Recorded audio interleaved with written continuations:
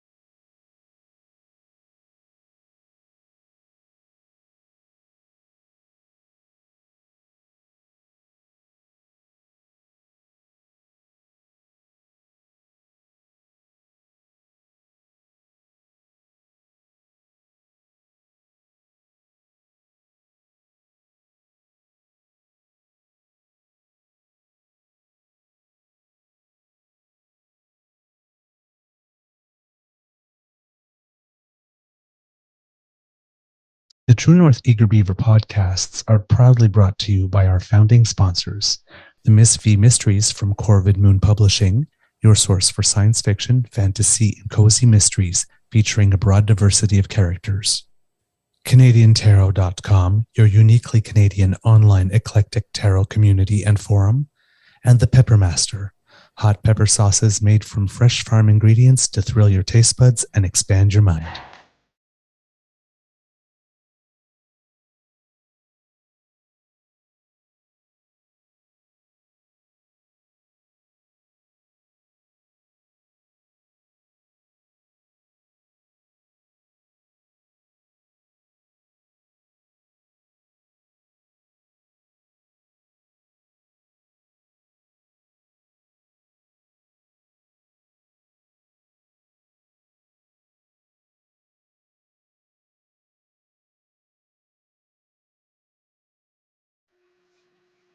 Well, good morning and hello, kids. And I'm just gonna swing this a little bit this way. There we go. There we go. That's much better. Get you into frame. And I remember I had to move it out of the way to do something yesterday, and I never put it back. Welcome to Season 3 and Episode number 168 of the Daily Beaver Morning Show here on the Crier Media Network. Today, recording day, is Friday, July 21st, 2023. And even though it rained overnight, as you might be able to tell by my face and the sunlight coming out of the window just emerging, it looks like it's going to be a nice sunny day here at the Beaver Lodge, which means I have some tennis later this afternoon. I played yesterday. I do not know if it's just because I hadn't played for a week because last week was really busy, or if like about a week and a half ago after the incident with the neighbor happened and then I went out to play and there was nothing in me, because the other day we had to like go back into that when we were talking about the constable and, you know, who's going to go talk to him and is there going to be any fallout? Well, yesterday it was the same damn thing. Same damn thing. There was just like nothing. No power, no speed, just nothing. No matter how I kept on hitting the ball, and it was like there was a magnet in the net. It would go all the way up to the net and then fall. It was just like, what the hell? It's not how It's just, it's not it's supposed like, to go that way. swing, So, damn it. Swing. Put some oomph in it. And there was nothing. Really weird. I don't know. I mean, I had fun anyway, but it was just like you're sitting there like this. I spent the whole match apologizing to the guy because, I mean, literally neither of us broke a sweat. We played for 40 minutes well, and that's neither of not us great. broke a sweat. And in fact, we play up to 8. The match was, we had time to play 3 more games. We played 11. That's how bad, that's how nothing was happening. I couldn't rally. Nothing was happening. I spent the whole time. I'm so sorry I made you waste your time. You just, I'm not a tons better than this, but I am better than this. I really, it was. Those are the days when you go, you know what? Let's just walk off. This is not working. Let's just, Well, I felt like let's that just at go one have a point. beer. I felt like that at one point, and I said, you know what? Well, no, just keep working at stuff, right? And eventually, by the 9th game, I had managed, I managed to win win one, and then by the 11th I had managed to win two. But it's like, holy crap, man. Yeah, it was a little embarrassing. I literally was target practice, but the worst part was it's not like the guy was like running hard to one end and then smacking it. He was just going doody doody doo, boop, doody doody, and it's like placing it all. I'm like, oh come on, man! Like this is humiliating. Could you at least swing at one? You know, make me feel like you had to work for one. Like, make it look. Like this, or make it look like you're beating me. You know? But Yeah. when I'm like, he's just like 1-2 step, just like hitting it lightly, and it's like, really, no, just like do. I'm not making this guy run. I'm like sitting there, okay, to the corner, Flop. down the middle, right to Flop. him, to the corner, and down the middle, right to him. I'm going like, I'm swinging for here, and it's going here. What the hell? So he's just standing in Nothing the was- middle, just going black. Literally. Black. Literally, and maybe like one step to the left, one step to the right, up, like nothing. The So you lobs were kept playing going straight up pickleball, and- basically. Seriously, They call that the doink. That's the doink. I don't know. I had the I'm making it doinks up. yesterday. Yeah. I'm making it up. Well, it's the word. I had the doinks yesterday. Just it was not happening. So somewhere along the way, I had to decide. Okay, I need to get something else out of today because I'm going to go home crying. Oh man, I'm your host, the eager beaver, pronouns he, him, he, Mr. Beaver, and with me, as always, is my dear friend, Mr. Grizzly, as you can hear. Of course, a big thank you goes to our podcast's founding sponsors, the Peppermaster, the Miss V Mysteries from Corvid Moon Publishing, and CanadianTarot.com. Mr. Grizzly, today's going to be a fun day. First, how's your mental health? And then we'll tell the kids why it's going to be fun. Well, the mental health. Huh. You know, I was not doing good last night. Went to bed very early. Some stuff happened. Life goes on. It wasn't a good night. It wasn't a good night. We'll leave it at that. I don't want to get too personal here. Some things need to be kept private. But I'm doing better this morning. I had some contemplation and meditation time, and you know, sometimes you make mistakes and you have to, you know, that's why they put erasers on pencils, right? You gotta clean up your mistake and move on. And yesterday was kind of one of those days. I did spend some time with my dad. We went to the Legion, and they had a sing song. Him and a bunch of his buddies. They had guitars out. He's like, "You want to sing one? You want to play one?" And I'm like, "You wouldn't know any of the music that I play." And number one, and number two, since my hearing loss, I really have a difficult time hearing my guitar properly while I'm trying to play it. So some of the joy that I received from playing guitar has been drained out of me because I can't hear it again. It doesn't sound right to me. And it was my right ear, and that was the one that was my dominant ear. And now I'm trying to get left dominant. So I have to turn my head while I'm playing guitar and then trying to sing. And it's difficult for me. I guess if I practiced more and played more, which I think I should start doing again, because you need to rediscover the joy sometimes, and it's kind of been on the shelf for the last 6 years, I guess. 2017 was when I had my hearing loss. So yeah, that's 6 years. Holy shit! Mind you, the last 3 have been a blur, right? So yeah. But yeah, so I spent time with my dad yesterday at the Legion, and went out to dinner with my mom and dad, and we had a really nice time, and then came home, and just, you know, I think I'm doing good today. I did get a lot of sleep last night, so I think that helps, and I got a full pot of coffee in front of me, so I think I'm doing okay. We'll see how the day goes, but I'm excited because we have a special guest today, as people know. Yer Ol Pal Jake is joining us from the What You Can Do, WYCD, and shall we bring him on in?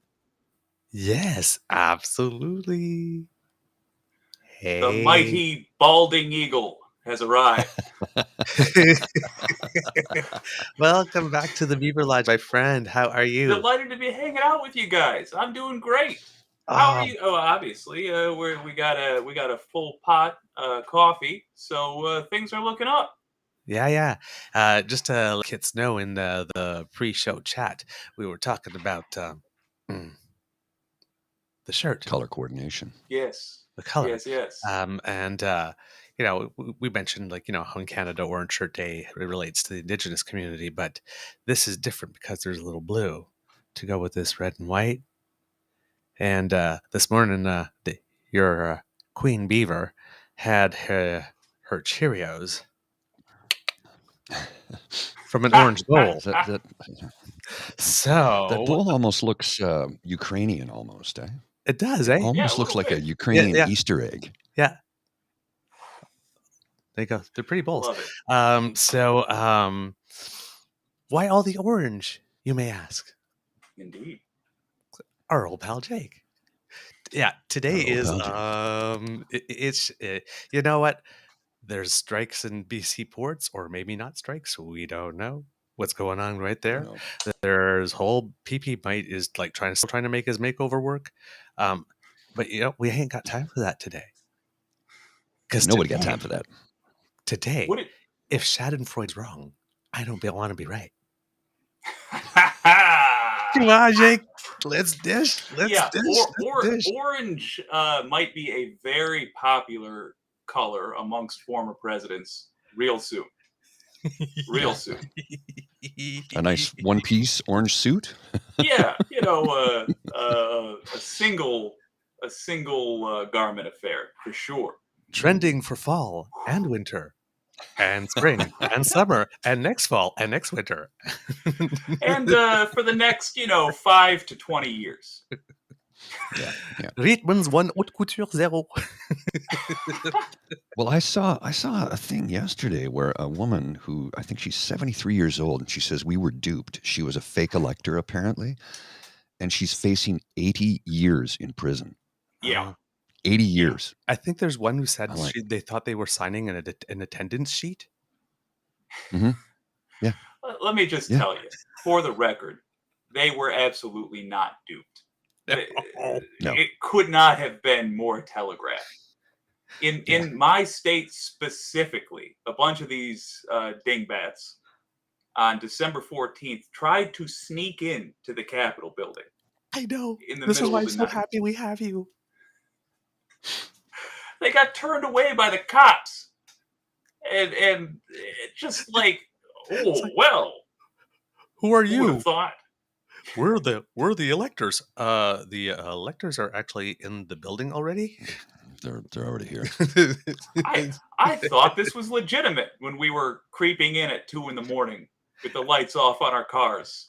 And then they had to that's the normal. And then they had to go into procedure, the basement of the GOP headquarters to have the meeting.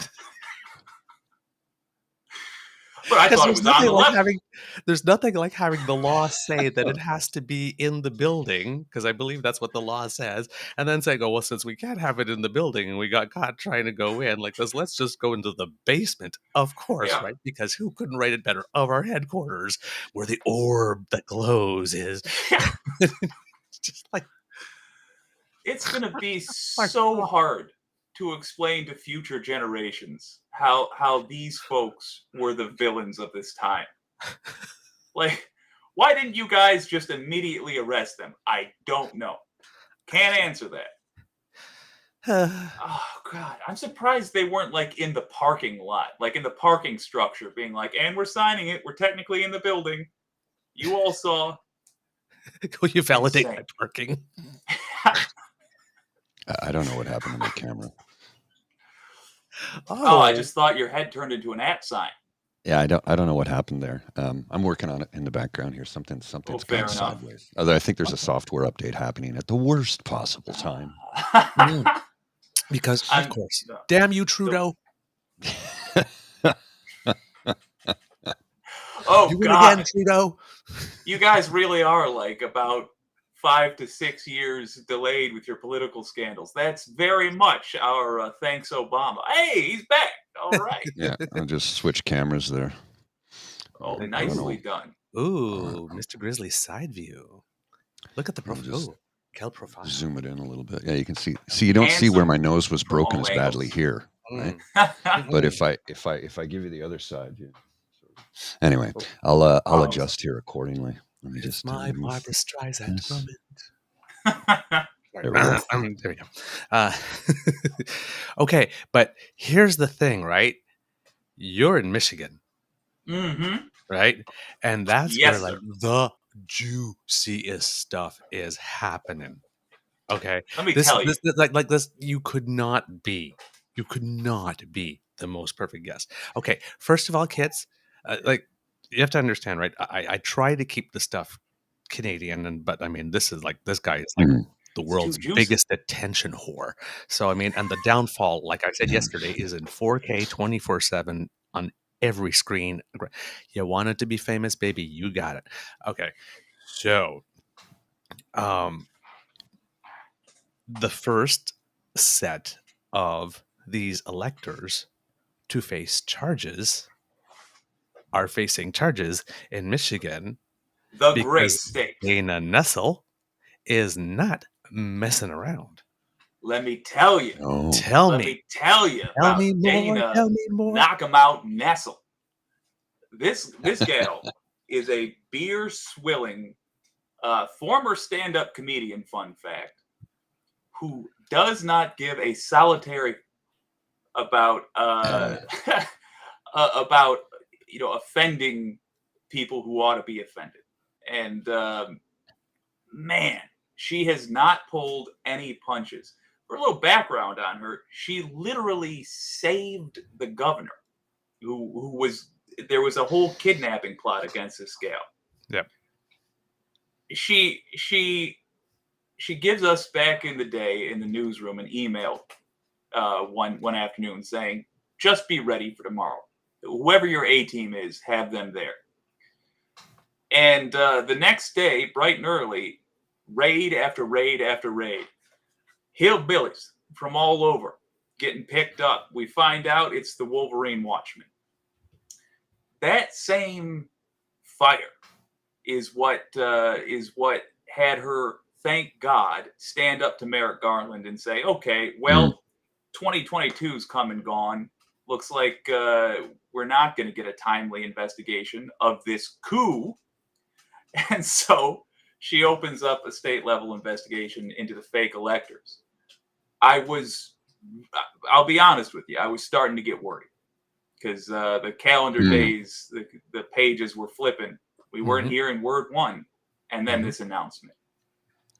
The fake electors, which include major, in this country, you got the National Republican Party, and I'm sure it's very much the same. Then there's the local. Well, our state Republican Party, basically, the major leadership from years past are the fake electors. So it's like the GOP chair in the state of Michigan, the state Republican National Committee member, a mayor. In other words, people who should have known better. People who really can't say, "Well, I didn't know how this worked." No, it's going to be real hard to make that argument in a court of law. They're going to get Kwame Kilpatricked on that one, I think. Yeah, because here's a guy who he was crooked, no doubt, but there have been other people who've done many worse things, and they sent him up the river for what, like 150 years or something insane. Like, it's worth noting there's a non-zero chance, and I have to choose my words here because of YouTube's algorithm. There's a non-zero chance this guy Kwame Kilpatrick arranged for the permanent goodbye, let's say, of a dancer. It was never proved, but boy, Kwame Kilpatrick, I'll just say, deserves all the ill will he can get. Unfortunately, he was pardoned by Trump. Yeah. So let's hope they don't get fully Kwame Kilpatrick, but just a half Kilpatrick. Yeah, the half Kilpatrick. We'll go for the kill. Just go for the kill. There you go. He said it, not me. FBI. Not literal. No. Single L. Yeah. Single L. So that's right. Apparently, K-I-L. When Badass Nessel was talking about it, she said specifically that this was part of a, quote, attempt to undermine democracy, a desperate, quote, attempt to undermine democracy. There may be more charges coming than the ones that are there, but it seems that if we're looking at one guy named Kent Vanderwood, Yep. conspiracy to commit forgery, 2 Mm. counts of forgery. So conspiracy to commit them and then actually committing it. Conspiracy to commit uttering and publishing and then uttering and publishing. Conspiracy to commit election law forgery and then 2 counts of election law forgery. A lot of these have maximum sentences of 14 years. I assume all of these people would be first offenders, so saying 14 Yeah. years. But maximum 14 years, these are serious felonies. And there are 1, 2, 3, well, with 2 extra counts. And anyway, there's more than a mittful. And in weird And then there are Michigan, 16 people. Mm. And all of Yeah. them are charged. All of them. thank God. I first of all, just for clarity, in weird Michigan terms, I don't know why this is, but uttering and publishing is just essentially fraud. Mhm. There it is. I would hope. I don't want to say expect in 2023 in world politics, but I would hope that we're going to see Dana Nessel on a national level. If she doesn't get appointed by somebody for something, I'll be shocked because she's earned it. Mm. Mm-hmm. Yeah, and it says that so each of them were charged with at least 8 felony counts each. Yeah, 16, and like when we're talking about this, right? It's not only did they go to the building and then couldn't get in, and then held the meeting anyway, but then they actually like created documents that Yeah. looked like the actual documents saying we are the duly elected and qualified electors, quote. And then they took these documents and then they tried to submit them to the Senate, Yeah. the state Senate, and they were turned away. So then they went to the US Senate where Mike Pence was supposed to be doing his thing, and they sent them to the National Archives because they thought that the National Archives wouldn't have already received that document from the actual electors, and that the National Archives wouldn't be going, well, gee, we have 2 sets. I guess they both can't be real. Maybe we should look into that. So I mean, they tried real hard. Right? Here's We didn't know. There's been rightly so much focus on folks like Donald Trump and Rudy Giuliani that frankly it's taken some real effort just to draw attention to these other folks, and we Yeah. haven't even gotten to like some interesting questions. Like you brought up a very good point, which is that these documents looked just like or very similar to the official documents. At a minimum, they look like official documents. That doesn't just happen. That somebody put in work for that. Okay, who was the person they told to forge these documents? What was said? Did they say make this look real? Did they say make it indistinguishable from the real article? In their exchanges, were any of them written down? Mm-hmm. And we know that there's something because this happened in more than one state, and some of the states made documents that had a little distinction from other ones, and a couple of the states they said in case these electors are rejected, we are the electors, right? Not we are the duly like this. Exactly. So there's a couple, so that like the governor of Nevada decided not to pursue them. I don't know if Nevada is one of those states where they made one of those exceptions, but you know, in Georgia, some people in Georgia, Lewis is going after some of them too. At least 8 have got an immunity deal, but the other 8 we don't know. Right? Same question then. So you've got these.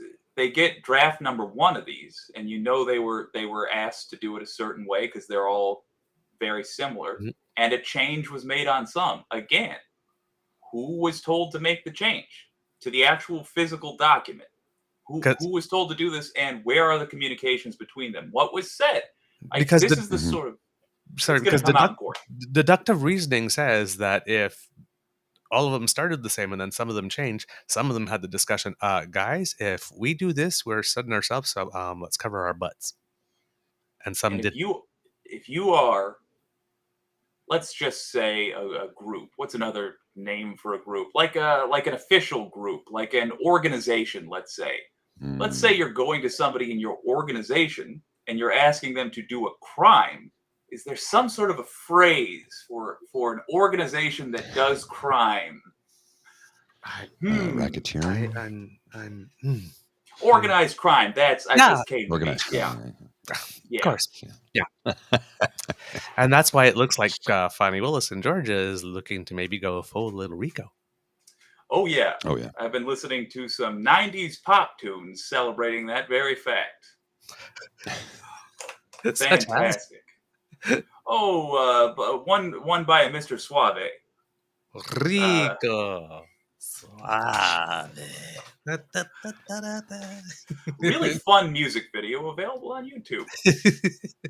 Well, and I have a actually I need to so here at the top of the show I wanted to send out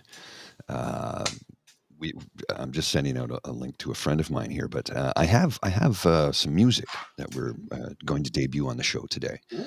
Well, I'll do it in a little bit, not right now, but some music from we did a little recording session a couple of days ago with our good friend Spencer Rice, and Spencer Rice is a blues man. For those of you who don't know, it's Spenny from Kenny versus Spenny. He's a hell of a blues man, and I've got Look. That's awesome. We recorded some stuff the other day, and it's good. It's good. I only have audio because of the way the system worked. I could only get the audio file recorded. So we'll take a little musical interlude in a few minutes here, and we'll put it up, and we'll have some music playing for you. Awesome. And I mean, we couldn't have a better guest. Exactly. I love a good tune. I'm excited. I love blues. I know. I know. He's an amazing player too. Wow. And clearly, you know Kenny and Spenny.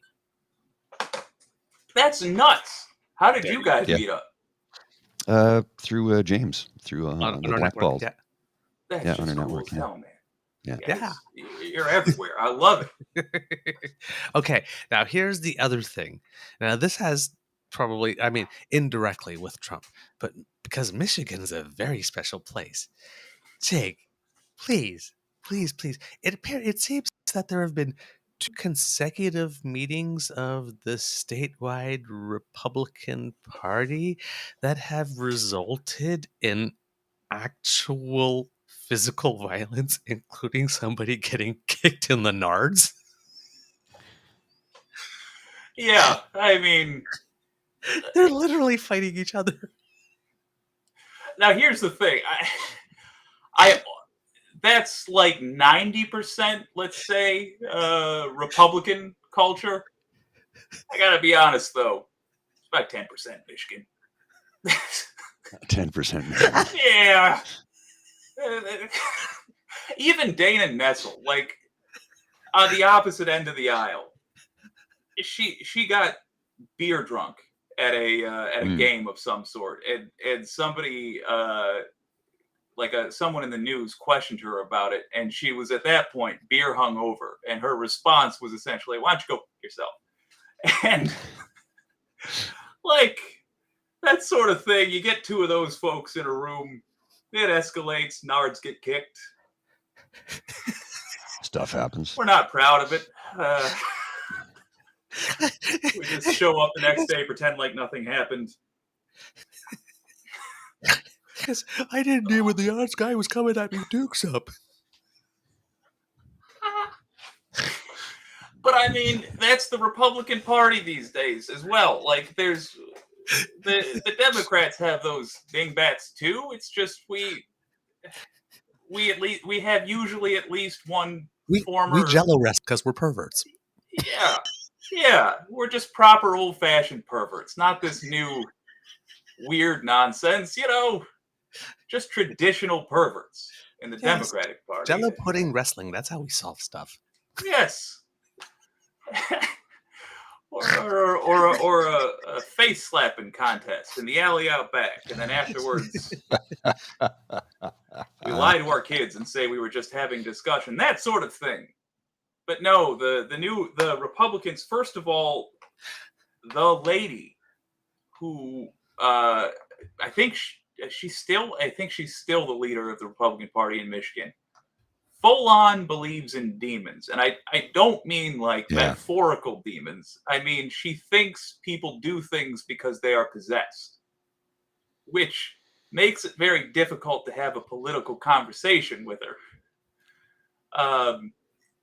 It's just Michigan is an exaggeration of America right now. The Republicans they're full on insurrectionist crazy. The Democrats are like, well, we wanted to be a little bit corrupt, but it turns out there's not going to be a state anymore. So we're forced to do what we said we'd do and actually govern. Gretchen Whitmer, you wouldn't know it. She's a centrist. She's very much like an old-fashioned, or was an old-fashioned Democrat. Then they tried to kidnap her, and was like, all right, punks, get ready for an angry business lady. That's who you've got as a governor now. And it's been just delightful. But it's resulted in nard kicking, yeah. And not only like kidnapping her and doing whatever once they got her, but blowing up a bridge too to make sure that no one could come and save her. Yeah. Yeah, let's not forget the plan to blow up the bridge. God, the plan to blow up the bridge, they were training in this guy's, like, folks, if you're not familiar, this is the Wolverine Watchmen we're talking about. They're part of a militia. Now, if you're wondering, what's a militia? Well, those are terrorist groups that we have that are just allowed. As long as they don't actually do the thing they train to do all day, every day on the weekends, let's say, then they're just allowed to hang out and practice being terrorists. So domestic. Terrorist. Yeah. Well, for now, let's hope we get this under control. I am DT, ideologically motivated domestic terrorists. Yeah. So just for the kids, I want to read this from the Salon, because I mean it's just too. I know it's not like the deepest thing, but like a Saturday meeting of Michigan's GOP state committee reportedly resulted in one person being sent to the emergency room after a brawl broke out at the host hotel. This is, by the way, the same host hotel at which a brawl broke out the last time they got together. Hello, host hotel. Maybe don't rent to them. Just saying. All right. As reported by the Detroit News, Wayne County Republican James Chapman was trying to get into the state party's meeting room at the Doherty Hotel. That's the one you don't go to, kids. By jiggling the door handle when Clare County Republican Party Chair Mark DeYoung opened the door from inside. Quote, "He kicked me in my balls as soon as I opened the door," DeYoung told the outlet while being interviewed in the ER, adding that he had suffered a broken rib and intended to press charges against Chapman. I swear you couldn't write this. Chapman, however, said DeYoung was the one who swung first after threatening to kick Chapman's ass. DeYoung denied that, though, claiming Chapman squared up first, rushing DeYoung and slamming him into a chair. One of the individuals involved in the fight gave Detroit News' Kegs Mauger a warning for any would-be future Michigan brawlers. When you see me taking off my glasses, see me taking my glasses off, I'm ready to rock, Chapman said. Oh, Christ. You know what that said the high school that nobody graduated from? I think they gave them way too much credit. I think we're talking elementary here. You have to understand. Michigan was gerrymandered right up until 2018. Because of this, it wasn't very hard to be a Republican politician. Because it wasn't very hard, you had a bunch of dummies get to be successful politicians. Now, the end result of that, and this is why I tell people who say don't argue on the left, no, argue on the left, because it prevents us from being that. Because the result of that gerrymandering is they're a bunch of idiots. They're idiots. None of them have the ability to conduct themselves professionally, pretend like they're anything other than idiots. So now that they're under stress because we're no longer gerrymandered, because all of Michigan was sick of it, frankly. Well, and because let's be honest, we put weed on the ballot. It'll get people out to vote. Now that they're under stress, they're handling it poorly. And that is what I expect the entire Republican Party to look like, fingers crossed, in 2025. That's exactly why I'm mentioning this. Yeah. Hell yeah. Hell yeah. It's a glimpse at America's future. What other scenario for this party is there than this? Seriously. There's none.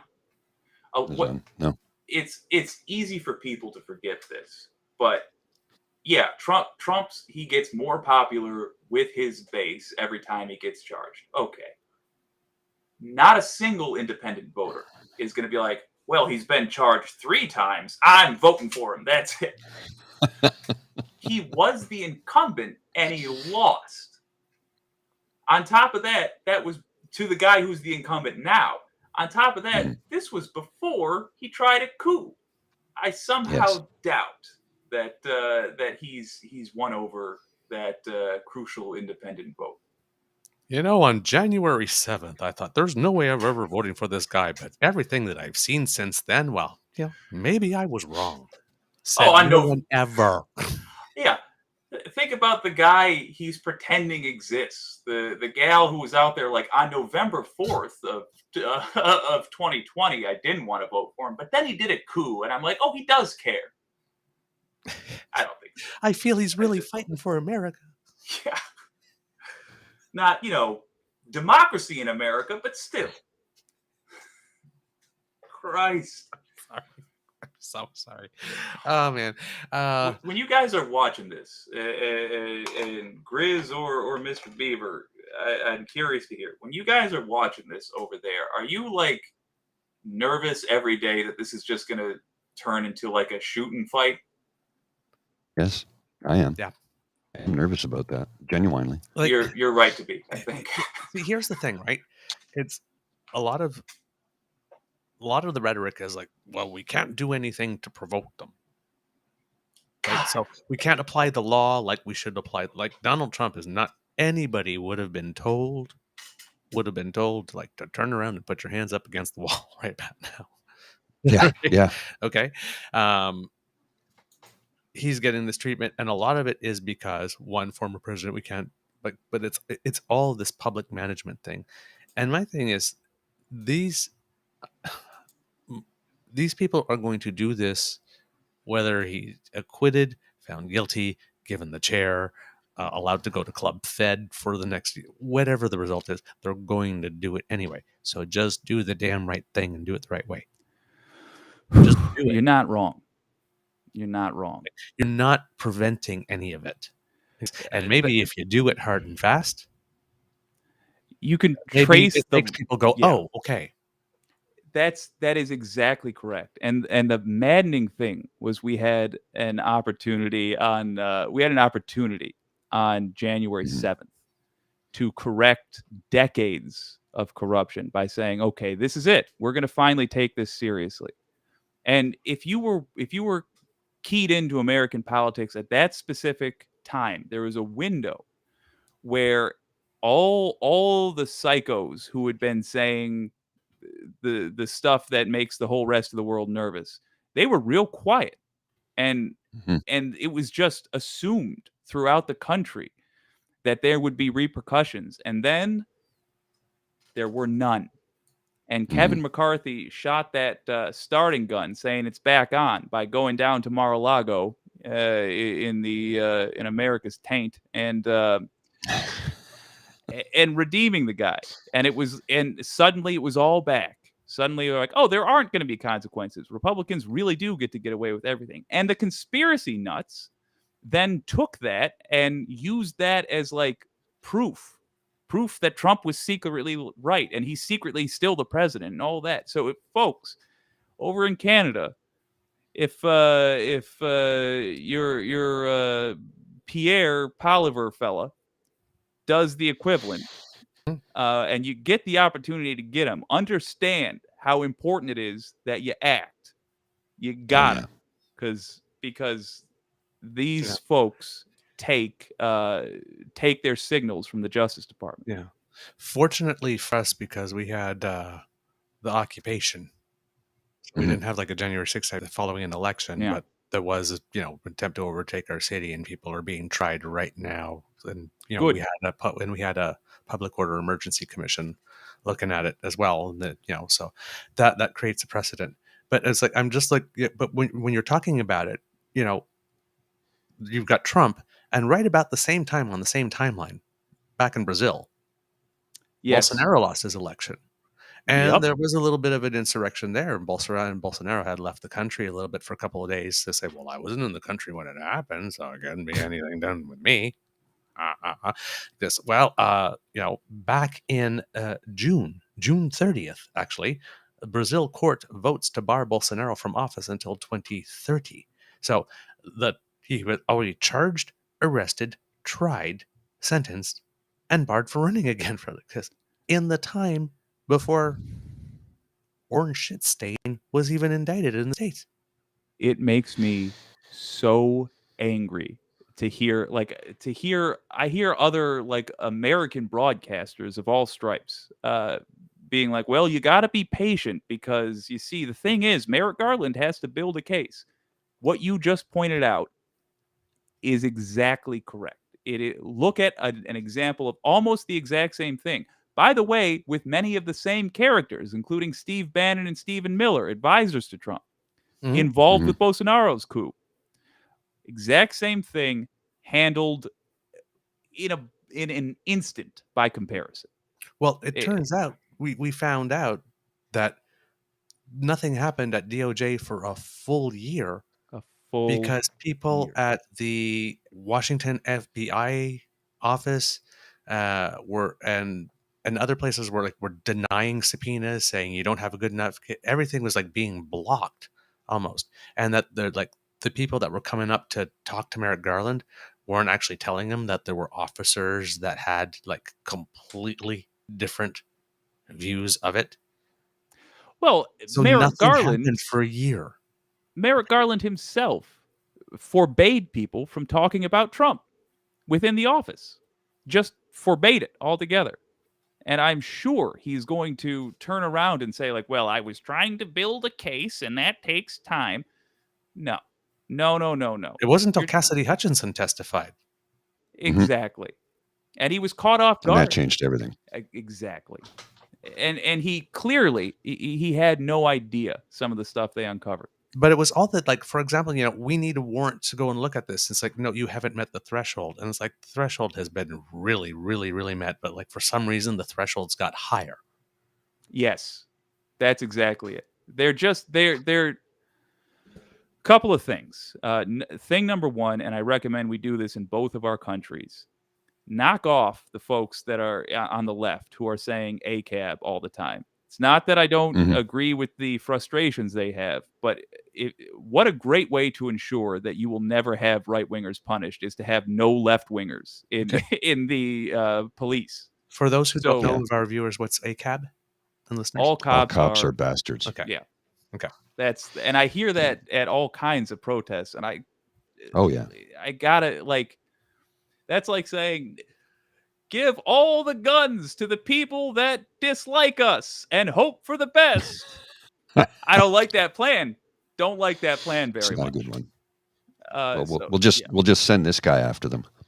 This guy right here, he'll take care of them. Oh, Jesus. Whoops, I got to put the sound on here. So.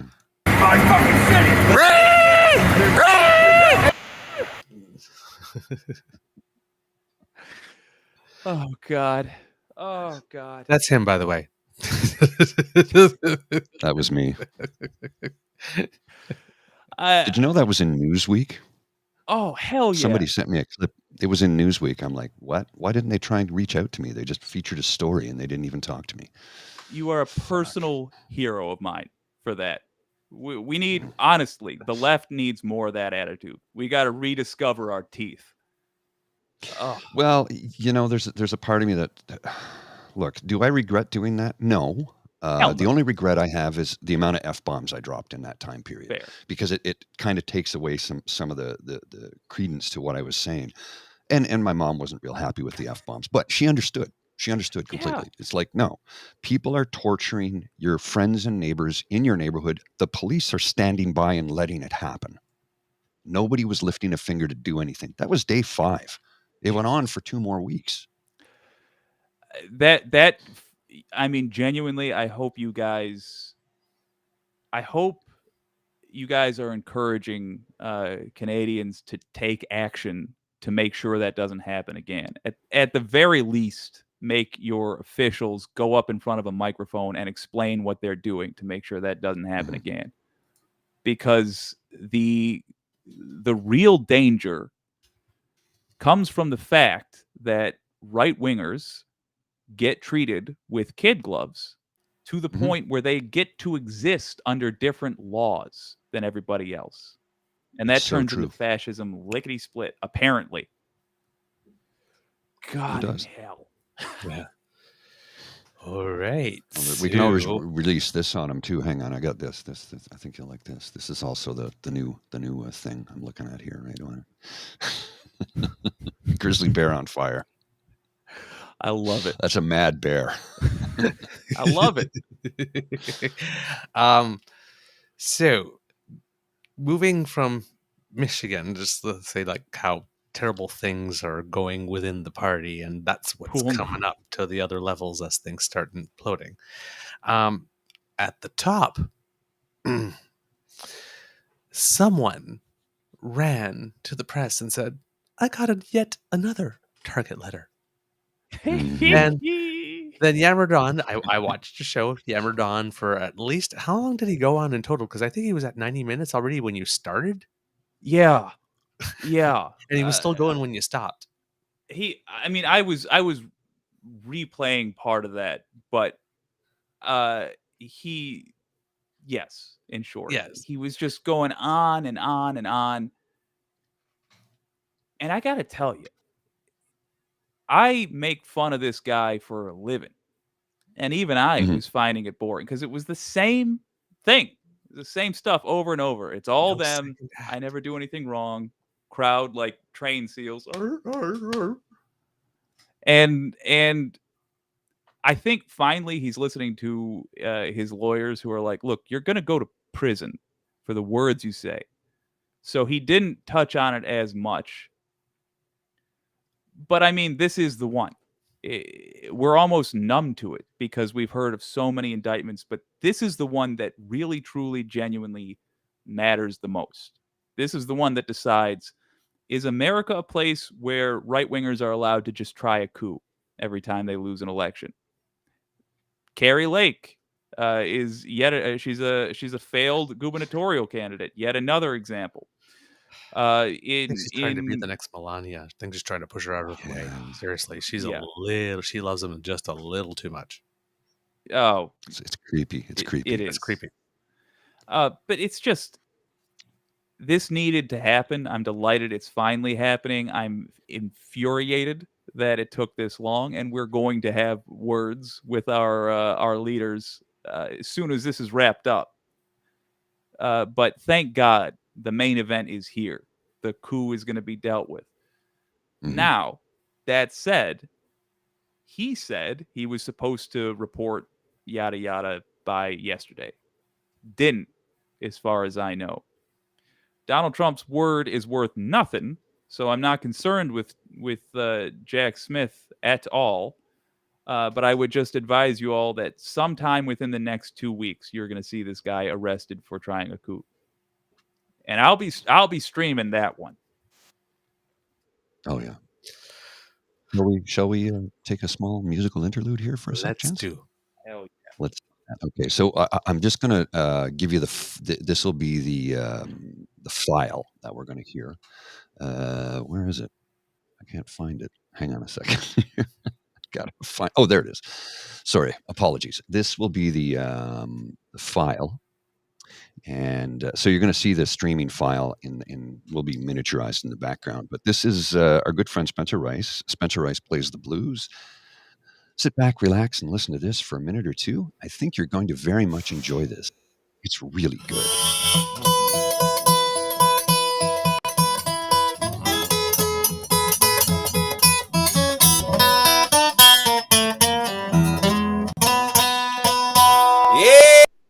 Katie, man, she's a good girl. she don't run around at night. You know, Katie Mae, she's a good girl, and she don't run around at night. Yeah, you bet your bottom dollar right. Katie Mae will treat you right. Yeah, some folks say that she's a Cadillac. I said she wanted an antique Model 4. Some folks say that she's a Cadillac. I said she's wanted an antique Model 4. Yeah, she got her head screwed on right. She don't care no heavy load.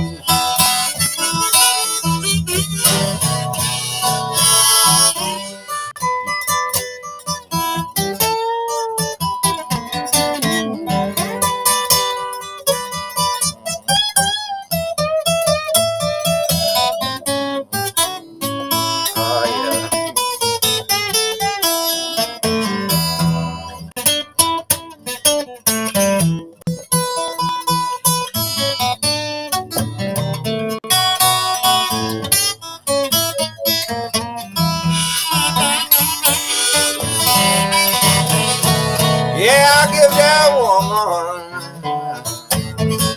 everything in the world she needs. Yeah, a woman don't do nothing but lay up in her bed and read. You know she was just like she got old bells in her backyard. You never hear her hooping, hollering, or crying, worrying about the times being hard.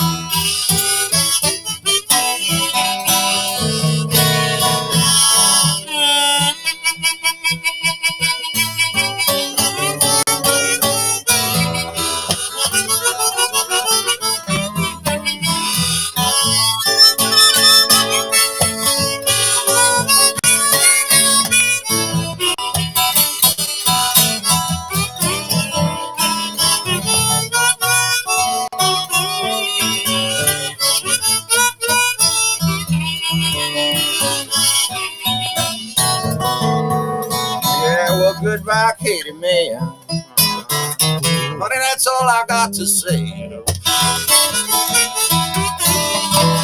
Yeah, goodbye, Katie Mae now. Honey, that's all I got to say. If I don't see you sometime tomorrow night, I'll see you sometime, baby, next day.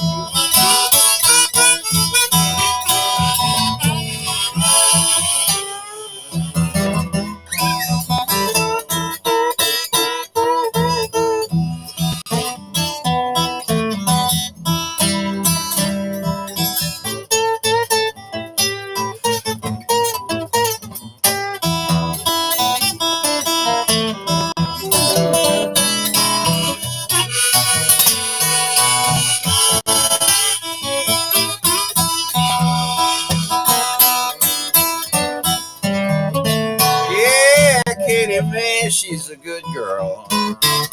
She don't run around at night.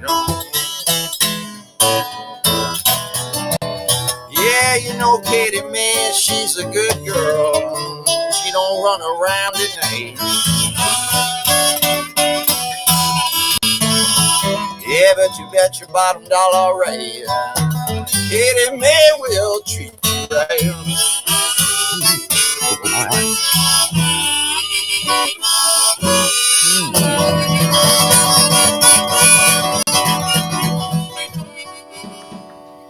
Come on. Whoa. Didn't know he could do that, did you? No, I did not. Told you. It's all that. He is a stuff, blues man. It's all that stuff in the center.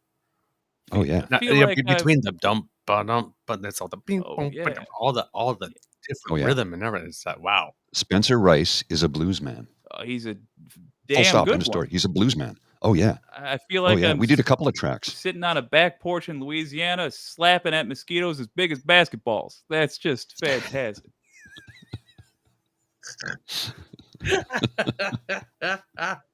When you think Southern blues man, think Jewish man from Toronto? Absolutely.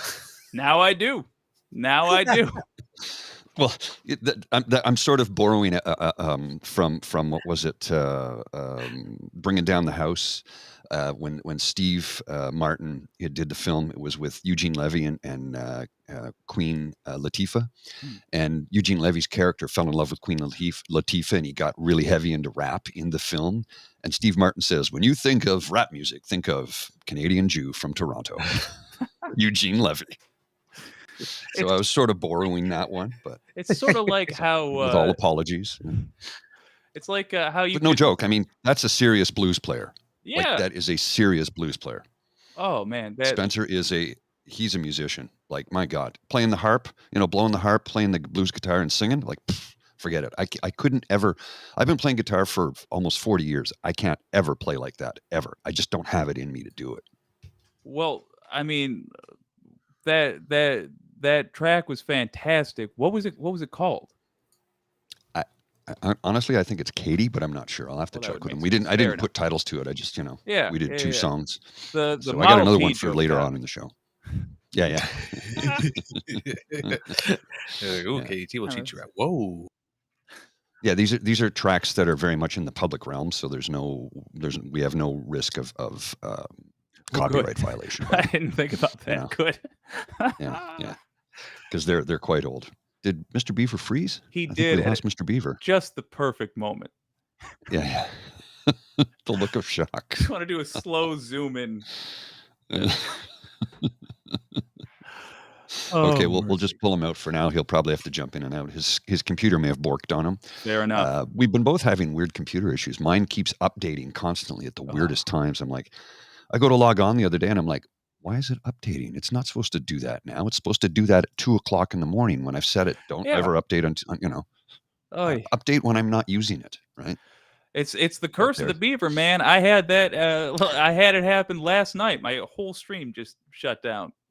And then as I was composing a message to my audience in the community tabs, my number one mod and also my only mod informed me that the stream was still live. I just wasn't on it. Weird. Yeah. Oh God, I'll leave that up for posterity. But oof. Man, I'll tell you. So what? Give me the lowdown. A political summer in Canada. What's the temperature like over there? Not literal, but like, are right now it's you have these agitators that they're just designed to stir up shit. Like in Belleville the other day, where the prime minister was, 100 protesters showed up. Apparently, a bunch of them were bussed in from the U.S. because they had Trump flags and MAGA flags and Make Canada Great Again flags. And the bus had the big U.S. flag on the side. I mean, like, it's what are they coming here to protest? Why are you protesting Prime Minister Trudeau? Like, that doesn't even make sense to me. It's a different country. Why and what for? And how is that going to affect anything on either side of the border?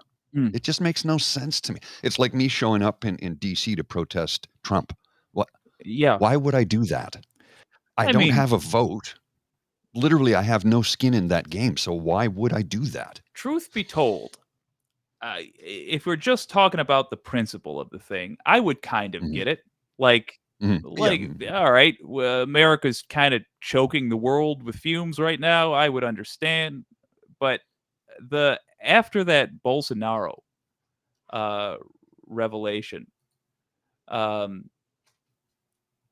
I truly do wonder how AstroTurf that is. Like, I wonder if there are organizers in the U.S. that are sending people over to Canada to cause problems. It's one of those things where, would I be surprised by that? No, I wouldn't. Well, what's his name was here? Remember those pictures in January 6th? Was it Roger Stone? From our not January 6th, from our the occupation attempt there. That guy from the States that was always in the pictures with Tom and what was his name? He was part of the Trump administration at one point, I think. Yeah, Manafort. I'll try to find his picture. That No, would we got a surprise picture me. of him. Yeah, he was in the background in a lot of photos, and we're like, what the hell is he doing here? Let me rattle off the people on my suspect list here. We got Roger Stone for sure, Steve Bannon, and Steve Miller. Those three are the ones I'm most concerned about. Runners up, Rudy Giuliani, and I don't think John Eastman is part of this gang that goes to other countries, but in the U.S., John Eastman was an organizer of the coup. Mhm. So anybody on that list is who I would name as likely suspects there. Who we I got? can't remember what his name was. Hold on. Of the guy, Wasn't Manafort. maybe he would. You have the picture? Yeah, hold on. Maybe you could identify him. Hopefully it's like Paul No, there should Giamatti, prob- just something out of there left should probably field. be an Like, article somewhere with, but Paul Giamatti, the actor. Son of a let me bee. see if I can Giamatti. load it up. He's everywhere, man. He's in everything. Okay. He is. Let's blow it up. And, Hold on, let's see. I can blow it up more. yeah, No, a bit that's more. not- that's Oh, not it's going to sure shrink. that's blowing up Yeah, here. okay. So Uh, just- This guy right here. what was his name again? He I'll looks keep like a looking for good. What is it? Scroll up. It says, scroll up. What does that say? In Ottawa, spokesperson Former for Georgian freedom college convoy? instructor. So it's not. Oh, him. that's Hmm. yeah, that's Marazzo right there in the middle. Yeah. In the front row. But it's this guy in the background here whose name is escaping me. But yeah, he was there. I'm like, what? What the hell is he doing there? According to the website. Let me just see if it's in the article at all. No, okay, hold on. U.S. Well, keep talking. I'll find it. Okay, Paul Paul Alexander. Whelan. Paul Alexander. Maybe. Oh, Paul Alexander. Alexander. Okay. Yeah, Paul Alexander. Thanks, Oh, Reed. Paul Whelan's Appreciate the that. criminal. Never mind. Let's see, Paul Alexander, and he was American lawyer from. No, that's not the right one. That's a different Paul Alexander. No, not that guy. No. Yeah, you got a different guy there. Yeah, that's a different, definitely. That's the man in the iron lung. He's a lawyer from he's one of the last people to be in the iron lung, and he's lived his whole life. Paul, in it. there we go. Paul Alexander previously served as a temporary senior policy advisor to the Assistant Secretary for Public Affairs. Oh. All right, I'm putting him on my list of folks to watch. Oh, there we go. There's an article here. How a former Trump official wound up at Ottawa's convoy protests. There we go. Yeah, it's from the CBC. I'm looking at it right here. Yeah, there we go. Paul Get a better Alexander, picture who of him. clashed with colleagues in Washington, finds allies at vaccine mandate protest. Yes, that's Here's okay. I know who this Here's guy a is. hang on. I got a picture of him. He's right the here. I'll herd blow it up immunity a bit. guy. Yes, this guy right here in the middle, in the dark blue jacket. He's not the blue jacket guy. He's this guy right here. That guy. Paul Alexander. I'm sorry we are exporting this stuff.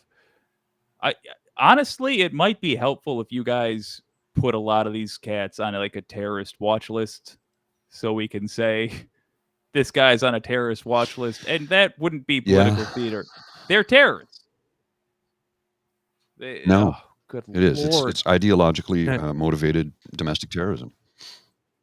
Yeah. From Paul- a Trump Paul Alexander administration official. Yeah, but he's a Canadian citizen, but a former part-time faculty member at McMaster University in Hamilton, who now lives in the U.S. or at the time, and had a contentious stint as science advisor to the former president earlier in the pandemic. Oh, thank God. I can be angry at you guys. You exported him. Good. Yes. I don't Yeah, get we're a sorry lot of about- those these days. Sorry about Ted Cruz too, but we don't want him back. Yeah. We don't want him back. Sorry. Oh, my Sorry, God. America. And Ted this is the Cruz, weird part. really? Like he was with the organizers of the Ottawa convoy. He graduated from McGill University. You know, that bastion of right-wing conservative ideological motivation that is McGill University. No, McMaster. It's McMaster. McMaster? Oh, okay. Sorry. Well, no, sorry. He may have graduated from McGill. He was a faculty member. Faculty member at McMaster, yeah. So, yeah. Yeah. Even still, neither one of those schools are known as right-wing. Right. McMaster or God. McGill. Neither one of them are. Because it's real hard to be a right winger in education because you're supposed to say things that are true. Very hard. Yeah. very hard there and in a courtroom to be a right winger. Yeah, because truth is. I wouldn't say truth is left wing, but it's definitely not right wing. It's centrist because it's truth. I mean, it's got a definite left lean to it. Yes, yeah, it does. It does. It's just because the right now is like, global warming isn't real. Shoulder catches on fire. That's unrelated. Unrelated. We just broke the temperature of the Earth since we've been measuring that. Coincidence. These things happen, all the time. Yeah. Since we've been measuring it. Tabby G, like slavery was beneficial to the slaves. Yeah, like that kind of thing. Yeah, that kind of thing. Yeah. Oh Yeah. my God. Oh my God. Yeah, I hear you, my friend. What's I hear you, my crazy to me, what makes me so nuts in both of our countries, this is true, at least is from where's I'm sitting. They had already won. Like they already had the lefties pretending like it was really good to give giant tax breaks to big businesses. Yeah. They'd won. They'd won. done the grift. Yeah. It's like a guy that's going to the gym after he's already ripped. I'm just like, why? Go out and enjoy it. Pop your shirt off at a beach. Enjoy the fruits of this. But no, they had to keep pushing it farther, and now they broke their back. Now we see them, and it's bizarre to me. Oh, they ruined the grift by getting I don't even know what. I don't know why or how. I take it back. I do know how this happened. The grift was contingent upon telling people that the spooky brown people are coming for you. Ooh. And yeah. And then unfortunately people believed it, and now here we are. Yeah. Good. It's sad but true. Right. Here's some background on Paul Alexander. Bachelor's degree in epidemiology from McMaster University in Hamilton, Ontario. Master's degree from Oxford University. In 2015, earned a PhD from McMaster's Department of Health Research Methods Evidence. So, well-educated man, idiot. Yeah.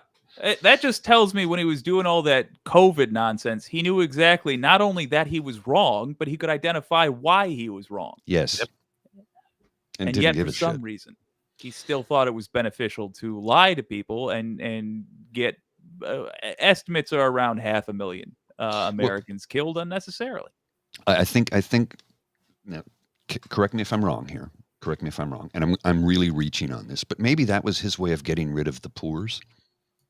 I mean, like that's evil enough that I might think, yeah. He's also smart enough that I would worry that he would realize that it was the poors that vote for him that he'd be getting rid of. Not But at then first. again, Not at first. Not at first. True. Remember, COVID arrived first in New York and on the West Coast. Yes. fair. All those Dems are. Yeah. Fair. Never thought it would get to the Midwest. And I guess truly, he thought that's COVID would fly over. yeah.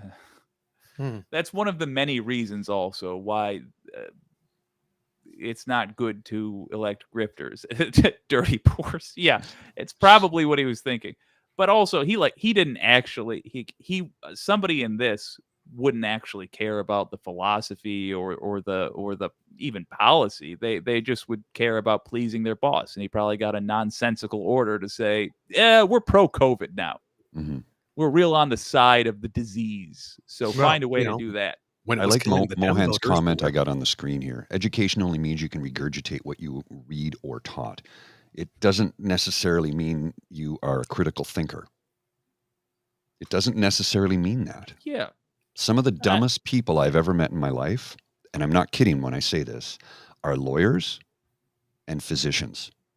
They know what they do, and anything outside of that, clueless. Completely clueless.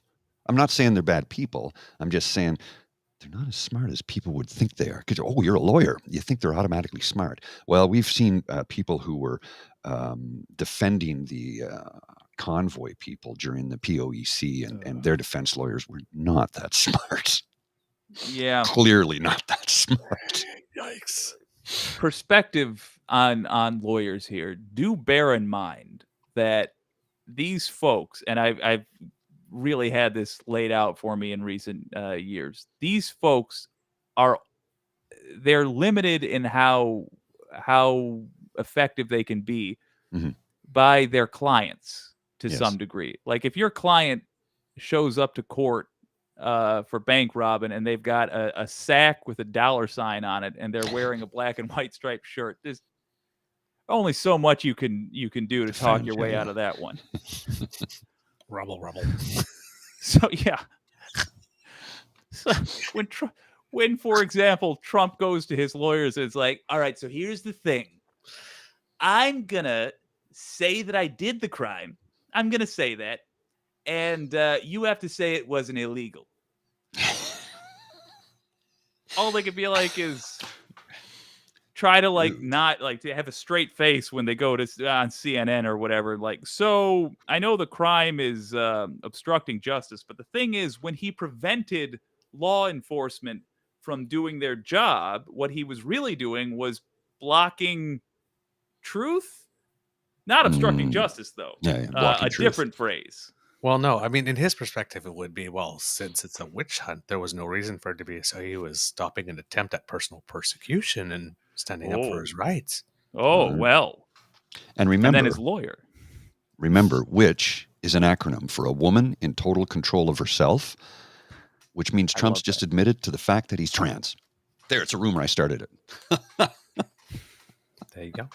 We should just start a bunch of trashy Trump rumors. Like, well, he eats babies. He eats babies. Yeah, well, that's what I heard. I heard that he's an avid devourer of infants, for sure. Likes them with barbecue sauce. That's what I've been told. Oh, ketchup usually. But they have to be well done, remember? Because that's how he eats his steaks. Well done with ketchup. And it Can't started trust with a person like that. Yeah. It started with a mix-up because he was trying to order baby back ribs. But he just got baby back. Yeah, but he loved it. Yeah. So there you go. So tender. So tender. I like this baby, strategy. the other white meat. Oh my God. Terrible. We are awful people, but we're right. I want my baby back ribs. Baby, want my baby back. I want my baby back. Baby. Barbecue sauce. Oh man. Look, My thing is that he keeps that thing he wears on his head svelte by feeding it nuts and grains only. Yes. I hope that when Trump is buried, his toupee or whatever he has on top of his in the head Smithsonian. is buried in it. It's like, I hope it's buried in a tiny No, little you put casket next to that it. shit in the Smithsonian so we could laugh at that forever. Someone actually thought this was a good look. Yeah, he was sitting down. It was sometime in the late 90s, and he was like, now listen, I realize I'm going bald, but I got an idea. Let's make it look like you got, like I got nutsack hairs, but really combed hard. Combed over. Yeah. Make it look like the bottom of the belly, those hairs, but all just sort of sat on top. Over, yeah. Not attached, just precariously balanced. So anybody who looks in the mirror and thinks, yeah, that looks good, I don't trust that person. Because come on. It doesn't even look real. Yeah. Yep. That's why I keep on saying, like, the kids with the greaser hair, and up here in Canada, Melissa Lantzman with the Dairy Queen Fun Dip thing. She's got going. Just Boris Johnson. I mean, come on, man. The hair. Kim Jong-un. And it's come on. Weird. There's a theme here. Margaret Thatcher. I have no joke. I have a political theory. It's sort of like how you have like math tricks that aren't actually math, but they work, so they help you. Mm-hmm. It's like that, but for politics. If they have terrible hair, but they haven't tried very hard, they're far left and they're fine. That's your Bernie Sanders. That's your occasional Alexandria Ocasio-Cortez, although whatever. For the most part, most part she's put together, but occasionally she's got the Coke bottle glasses and the frizzy hair. If they've got terrible hair and they put a ton of work into it, opposite, far right. Yeah. That's a pretty good theory when you think about it, because it's true. If it's effortlessly works. bad, it's light and easy. Yes. Democrat. If you look like you put some scaffolding, you got some supports in that thing. Little spackle. Okay. I need to ask because, okay. So he allegedly, because I mean, can't believe a word that comes out of his mouth, but he allegedly has another target letter,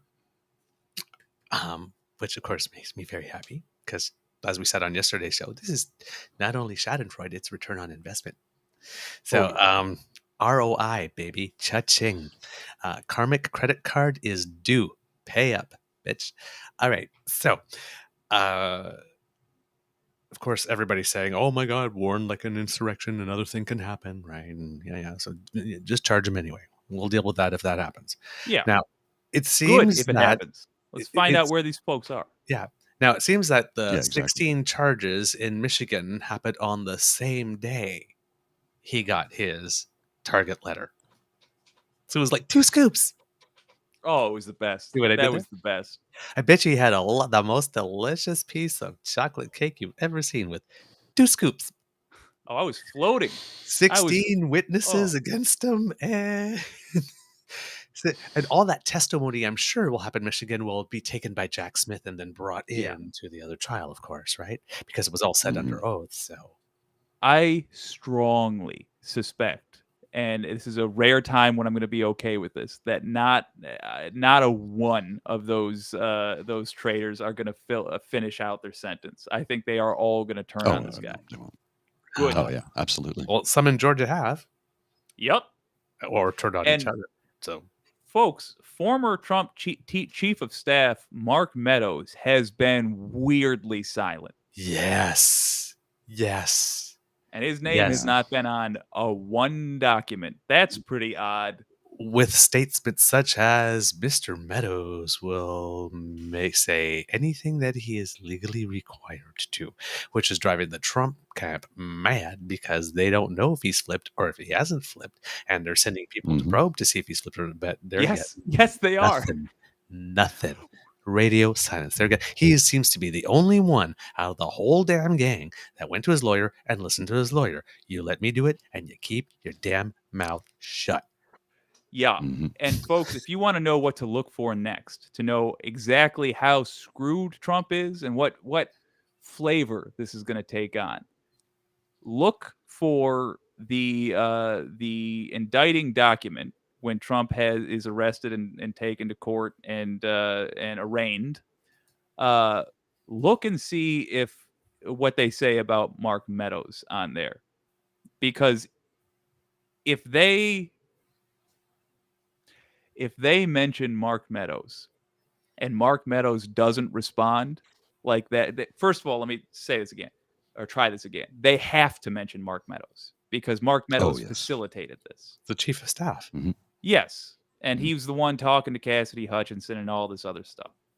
So if they mention Mark Meadows, which they must, and Mark Meadows doesn't respond at all, that's it. That means Meadows he knew this is planned. He's talking. He's sold out Trump for his own safety. And everything we know about this guy's character, which is to say he is a two-timing coward, tells us that is exactly the move he would take. So I have a question, a quick one. Where is Jared Kushner and Ivanka Trump in all of this? Jared Kushner testified, did he, very recently? Oh, he did? Yes, and it seems that he came in of his own volition. Yes. Oh, that's interesting. Fun little factoid. I missed that. Ivanka and Jared are apparently big fans of my show because they took advice from me. Really? Yeah. I've been telling folks in Trump's circle, don't do the House attorney.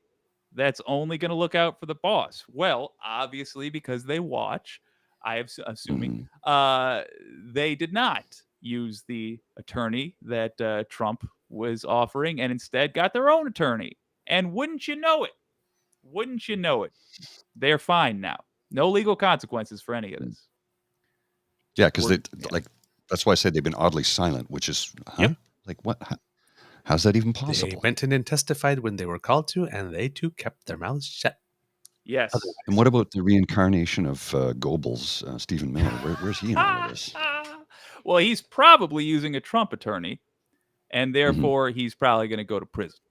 And he's probably not, if they're like getting into the closer circle, he probably hasn't yet been called or is about to be called very soon in, because he's up there. He's on the inner circle. He is.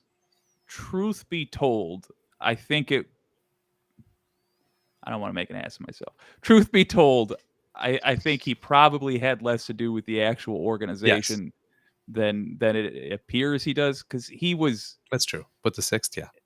Yeah, he was too busy hating on people with melanin. He actually has ideology that he believes in, which is a weird thing to say, but like, and it's evil. It's like the most evil thing you can imagine. It's full on white supremacist, and that's not me saying that. Stephen Miller said that. It's white supremacist ideology. But my only point is like, because he genuinely believed this stuff, he was all about being I'll go on Fox stuff and genuinely working to make evil things happen, which means he was less involved in the political effery. At least that's my assumption, but we'll see. It's real interesting. It is completely possible that he is a horrible human being in an entirely different way in his own right. That has nothing to do with January 6th. And it matches up with the hair theory. Remember that spray on hair he had? Oh boy. Wow, that was brutal. And then Rudy, dude, just shave it. Just shave it. Shave it, or get a toupee, shave it, or transplant it, because either way, it's not working. Yeah, it ain't working. Yeah. So just for the record. Yeah. One of the kids asked, any thoughts about John Lauro? John Lauro, no thoughts. That's disappointing for a guest. Oh, sorry. I don't even know who he is. No, me either. That name doesn't ring a bell. Yeah, it doesn't ring a bell at all. That's a new one to me. Wait, where's that? Let me see if I'm getting the spelling wrong.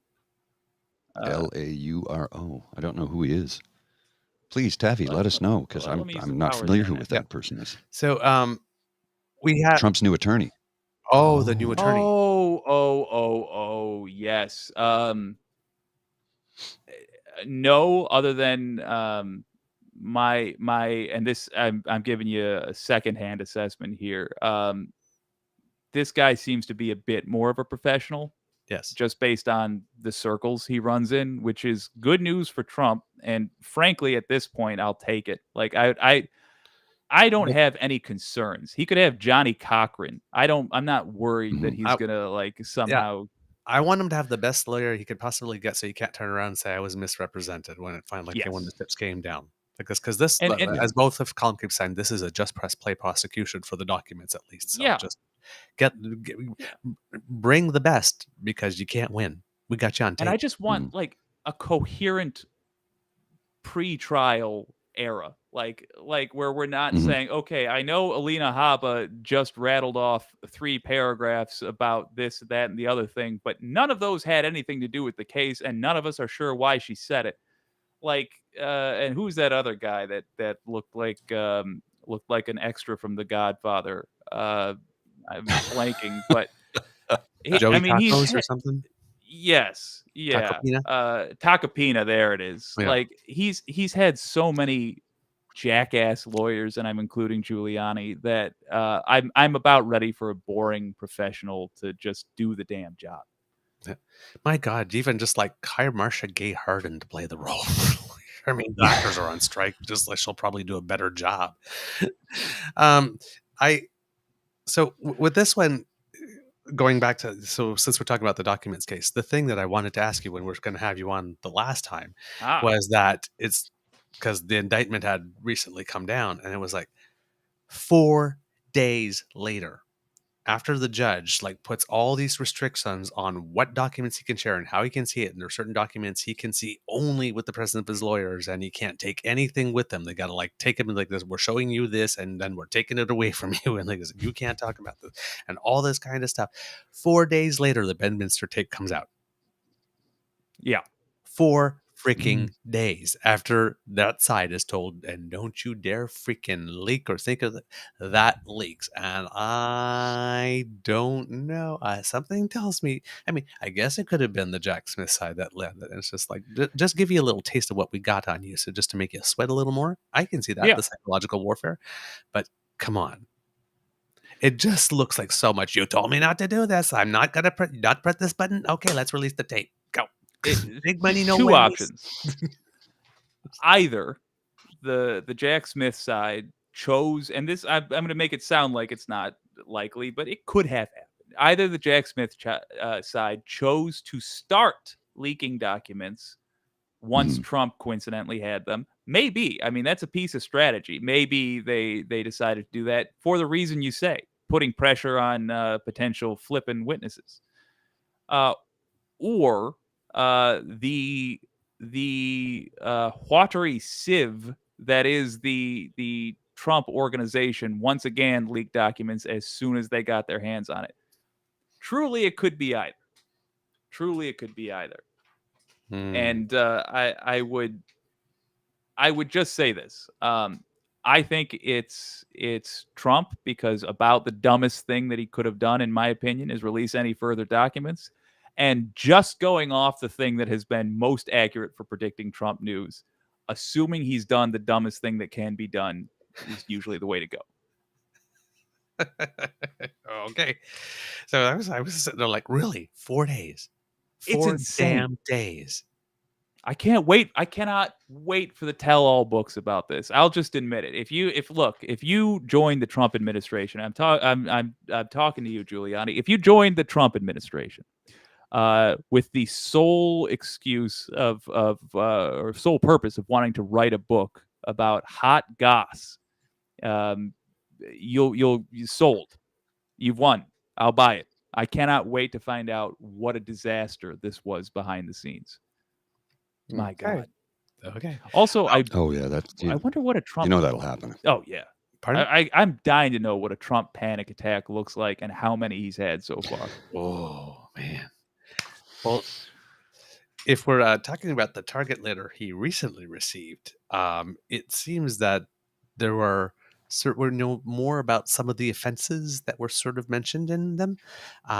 So one is conspiracy to commit offense or to defraud the United States.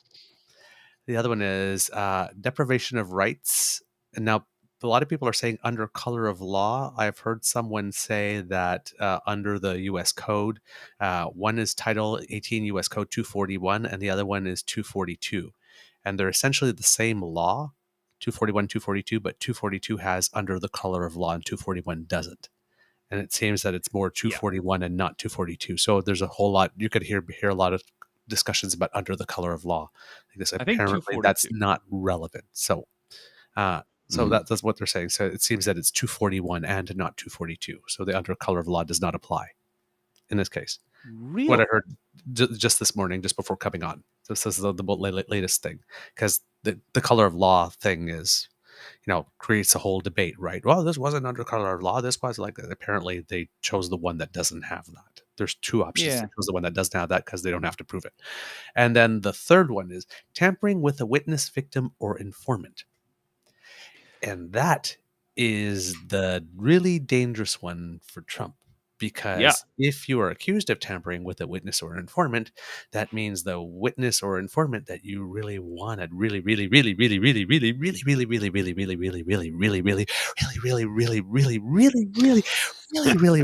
want to say anything, sang like a canary. And folks, you're not sure. And given your Trump and given your orbit's big, you're not sure exactly which one. Here, the way that works, if I understand correctly, is this. Why were you tampering with them? Because they were going to say something that you didn't want them to say. Why are you being charged with it? Because they did anyway. Ooh, that's a double whammy. Ooh. On top of that, Trump is the least subtle human being on the planet. So, oh, yeah. I mean, proving that is going to be like, did you do it? No, I did, though, but I could have. And I did do it. And I'm going to do it again. It was okay because Yeah. In my mind, I said it was okay. I was in my declassified mind. it before I ate the tacos, so it's Before I ate the taco. Yeah, that's good. That would be like a Trump argument for sure. I Right. can't imagine him eating Mexican food, but other than that, yeah. well, he poses with the taco bowl. I don't know. There was no I'll take evidence it he back. actually ate it, though. He would eat Taco Yeah. Bell. Yeah, all right. All right. Yeah. So I have something here. I have a graphic that just came across my feed, and this is from a couple of days ago. I don't know why this didn't get any more news. When I put this on the screen, we'll look at it for a sec, then I'll read it for the listeners, because some people like to listen instead of watch, and that's cool.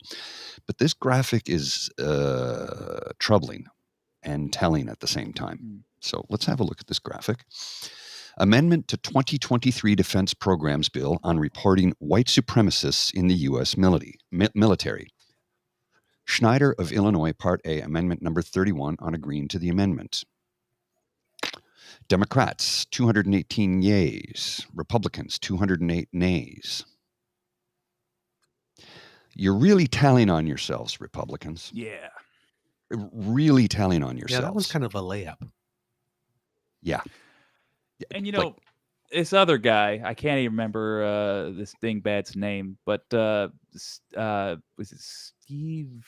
It doesn't matter. Well, there is a politician in the U.S. that's catching hell for going up on TV and say, yeah, they do. PNC Bio says they like Nazis. They do. Literally, they do. Yeah. Yeah. And there's been a guy that's been catching hell for going up on TV and saying like, well, we shouldn't call folks white supremacists, and like trying to run cover for this. And he's Tuberville. catching hell left and right. Tuberville, yes, Tommy Tommy Tuberville, Tuberville. Senator for Alabama. But here's the issue. Then you get to that vote right there, and how did they all vote? Just the same way. To a small degree, and I was talking to my greatest political advisor about this, my mama. To a small degree, I'm glad we had Trump. Because what you just saw there is the situation in a nutshell.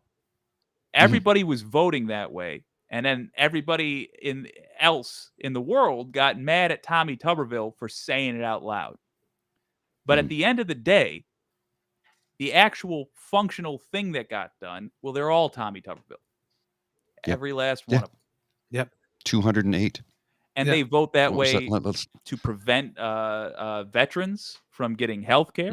They vote against funding schools. And if you put up a bill in the U.S. Congress to say, like, kick every man in the nuts and slap every woman in the face, the Republicans would find a way to be on board for that. Yep.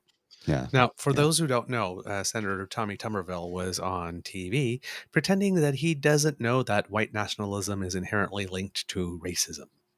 Yeah. I'm not racist. I was a football coach. I coached black kids.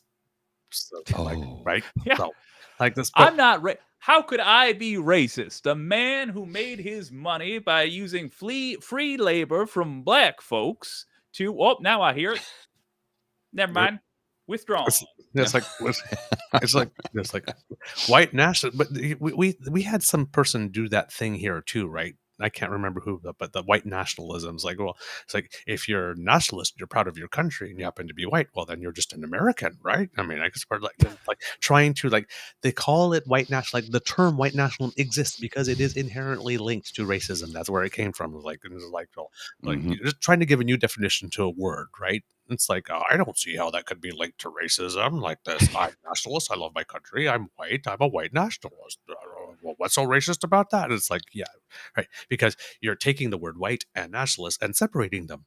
The term is white nationalist together. It has all we are saying is that it should be a nation run by and for white folks. Oh, I heard it again. Oh, I heard it again. More. Soul searching.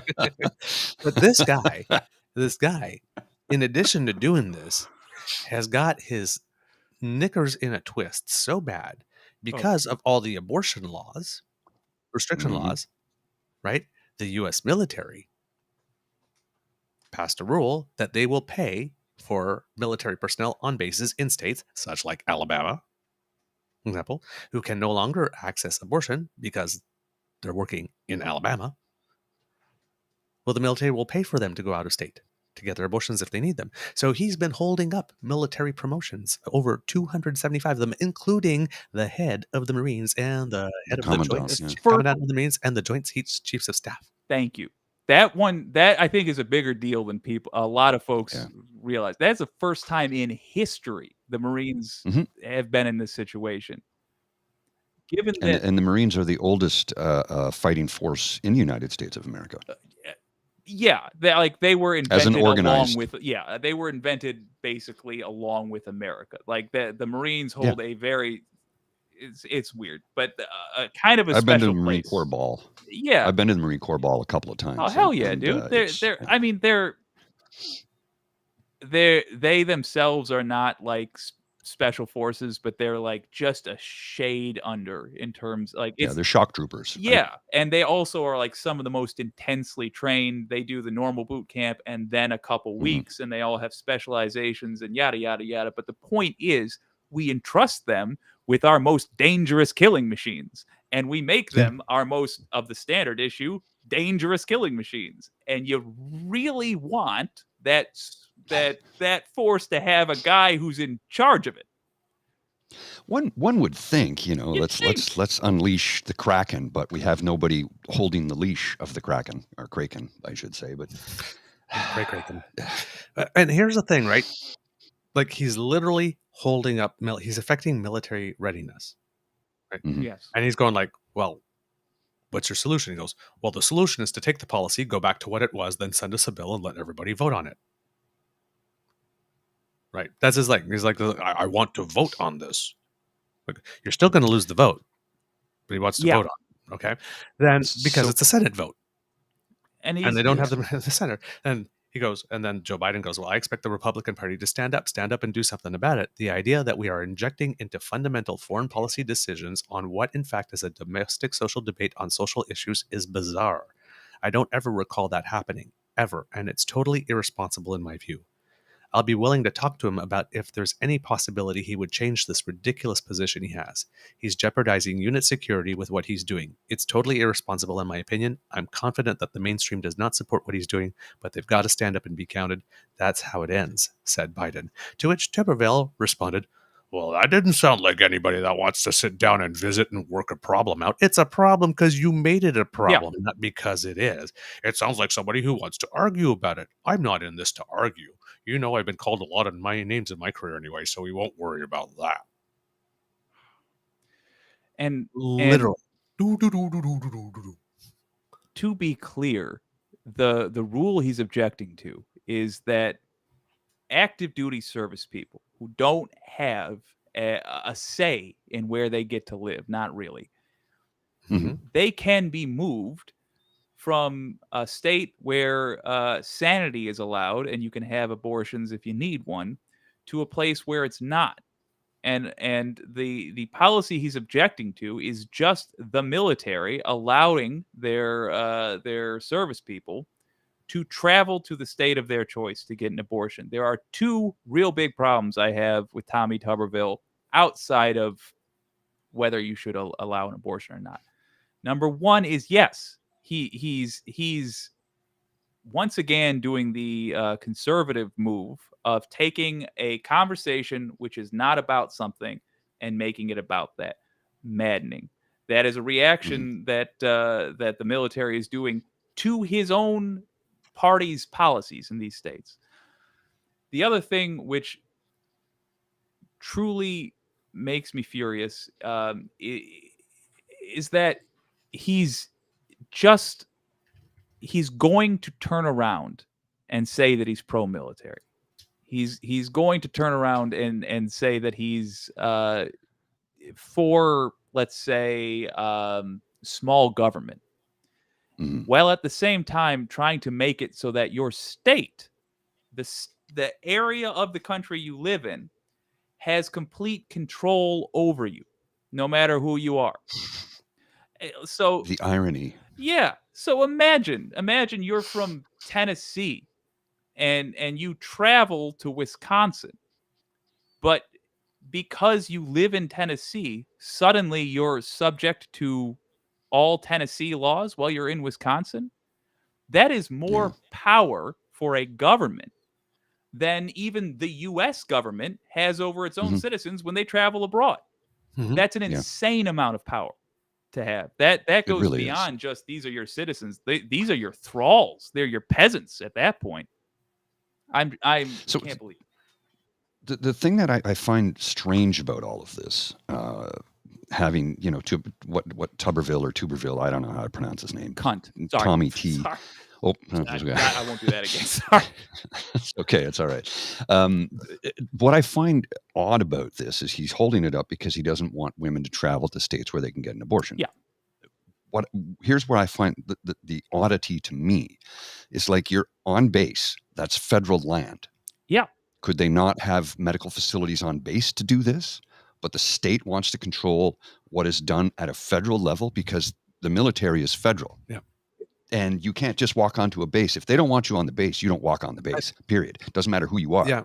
If they stop you, you can't enter. So I'm confused as to why they have to send people out of state when they could just say, well, federally, our program is different because we're the military and this is how we're going to do it. And there's not a damn thing you can say about it. Does that go into the states' rights thing where they freak out because they're saying that's overstepped from the federal government? Like, I can't fully get my head around it because I know in the Canadian military, the federal laws apply no matter what province you live in. Right? I think from what I heard, it's a logistics thing. There just aren't enough women that are pregnant and that then would need abortions to have that person on a base full time. So they do send it out.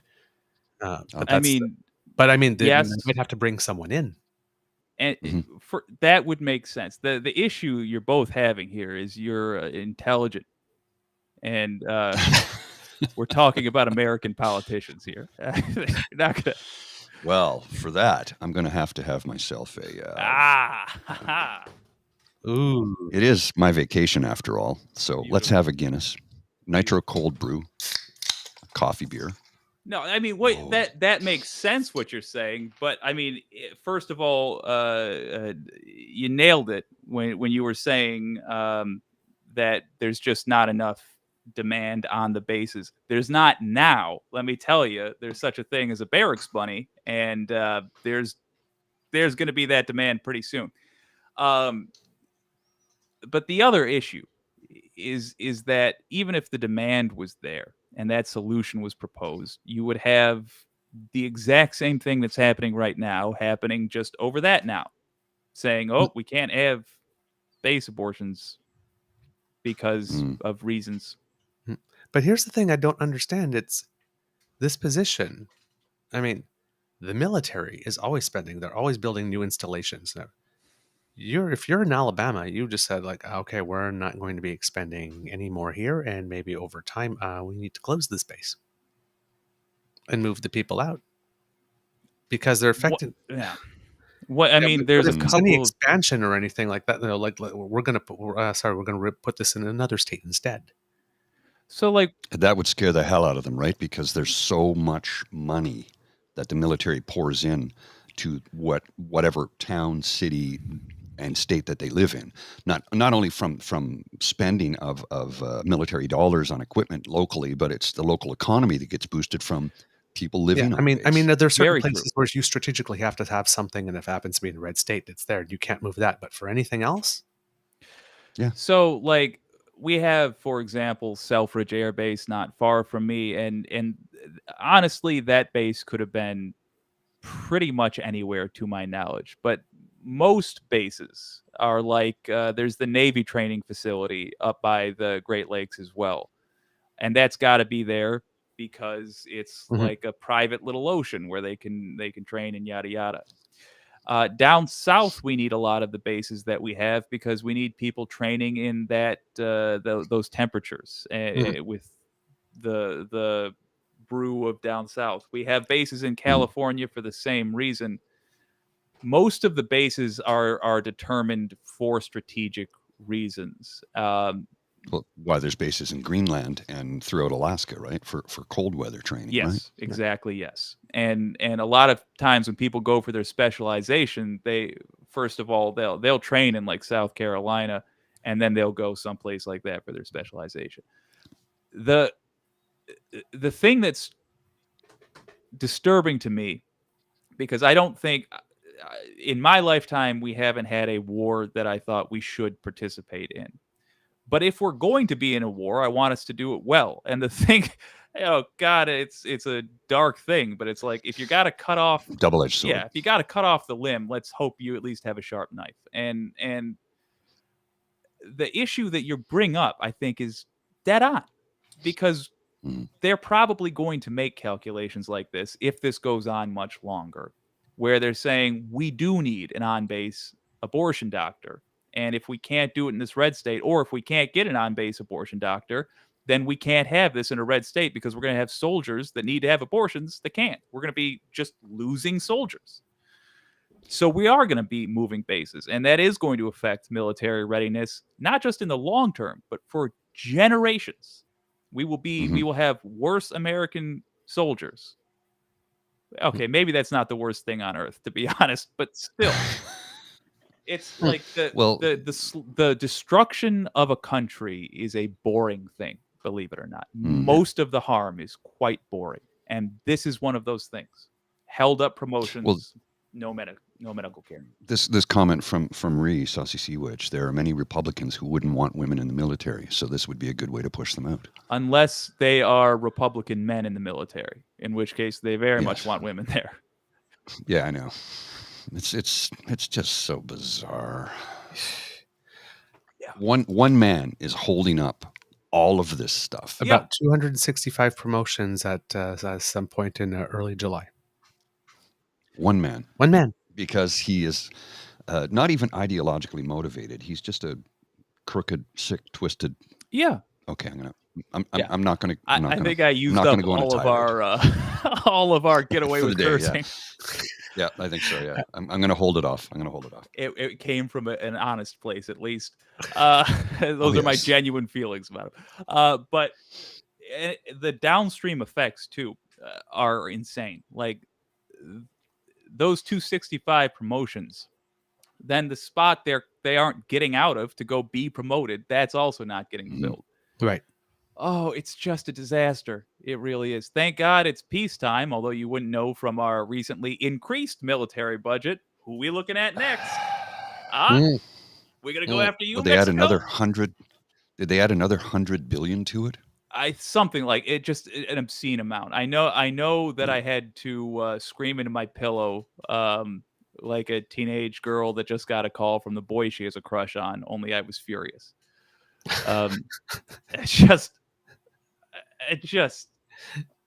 He told me he gave Buffy Rogers his pen. The prick. Well, let's boil it down to 1 million seconds is equivalent to 11.5 days. Okay. 1 billion seconds is equivalent to 32 years. So they've increased the budget by $100 billion. You know, when you do that comparison from 1 million to 1 billion, 11.5 days to 32 years, it really puts into perspective how much money $1 billion is. Yes, I'm going to steal in a way, that, I think by that's the way. easy. Oh, wait, I don't have to please steal do. it. I'm simultaneously streaming this to my channel. It's stolen already. Great. There you go. Wicked. Really But when you put that into perspective, I think a lot of people begin to realize, because they're always throwing around $1 billion here, $1 billion there. What's the big deal? It's like, hang on a second now. The difference is astronomically wide. We're starting to talk about real money here. $1 billion here, $1 billion there. Yeah, that's well, and like I said, $22 billion is what Doug Ford's sitting on here, just in Ontario alone. And he won't spend it on us. And we were talking about this earlier because it's the same playbook. We see this from conservative, your country, my country, in Brazil. It's all the same. They make government work poorly so they can say you can't trust government, better privatize this. Hire us to be the government. Profit. You can't trust government, hire us to be the government. Yeah. But you are the government. It doesn't work. The system doesn't work. You broke the system. Of course it doesn't But in work. You Canada broke right it. now, 7 of the provinces are run by conservative ideological governments. One has a sane conservative government, Prince Edward Island, the smallest one, but all the other ones are wackadoodle. And it really is. It's like, you can't trust government. Just hire us to be the government because government, we'll fix government. Everything government screws up. It says, but you are the government. That's why you need to hire us again. But you screwed it up. Yes. And I think it's fitting that PEI has a progressive conservative who's not a raging lunatic, who actually is a progressive.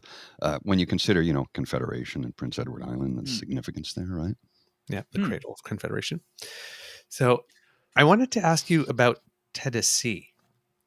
Because it was in the news a lot when you had those 3 state legislative representatives that sided with the kids who were upset that their right to life, liberty, and pursuit of happiness didn't include the right to get an education without getting mowed down. So, and then, of course, 2 of them got ejected. The 2 Justin Pearson and Justin Jones. Yes, indeed. Yes. The white woman, now, I mean, she was a woman and she does have mobility issues. So, I mean, they did have 2 reasons to kick her out, female, and she doesn't move as well as everybody else. But I guess they kept her because I guess the white trumped that. But then they apparently had to be nominated again, which they were. And then they got to re-access their seats because people said, we ain't having that. I'm not sure if they had the election. They have to actually have an election or go to a runoff. I'm not sure if that's happened yet. But and then you have the Attorney General, who apparently is asking for hospitals to hand them all the medical records of people who are transgender, who had some type of surgery or treatment or whatnot. And I'm thinking, why does the Attorney General want the personal medical files of citizens? He says, of course, it's to see if the funding or something like that or the program is going well, but you don't need their names. You just need the... No, you don't. data. I mean, it's Tennessee. What the hell? It's truly genocidal. Let's just be clear about that. They're doing everything from a playbook that if you had the least amount of education, you would recognize as a genocidal playbook. Unfortunately, in this country, the Democrats who are weak and dumb have lost to Republicans enough that education has been kneecapped, so they're getting away with it so far. Yeah. But you're quite correct. Like, Tennessee is just what happens when you let Republicans run a state. So is Florida. It's attacking trans people, being abusive to representatives with any bit of melanin in their skin. But the upside to it is that it forces a reaction.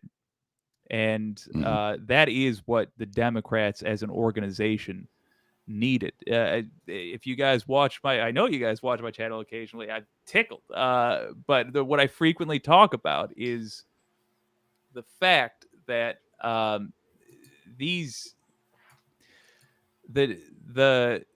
Democrats being poked into action means that they've actually had to learn how to scrap a little bit. I believe firmly in my heart that in 5 years, the Conservative Party in the United States are going to be the Democrats, because they're all on a world stage. They're already conservative. Yeah. So I think they're going to fill up that gap when people get a Trump hangover. And I think then you're going to see the Democrats break into people that call themselves the Democrats and people that call themselves progressives. I look forward to that. We're gonna need, unfortunately, more Gloria Johnsons and Justin Pearsons and was it just the other fella, Justin? Another Justin, also Johnson. Yeah, 2 Justins, I believe. Yeah. Yes. Yeah. But we're gonna need strong figures like that too, and the squad, just people to make a name for progressives. There just have not been progressives. Justin Justin Pearson. Jones. Justin Justin Pearson makes me Pearson, think Jones, and there. Good. of Good Lester on B. Pearson, right? The prime minister who gave us so many wonderful things like employment Indeed. insurance, you. healthcare, like the Canadian flag, 40-hour work week. And he did it under a minority government too, right? That I was unaware of. Yeah. God, what a...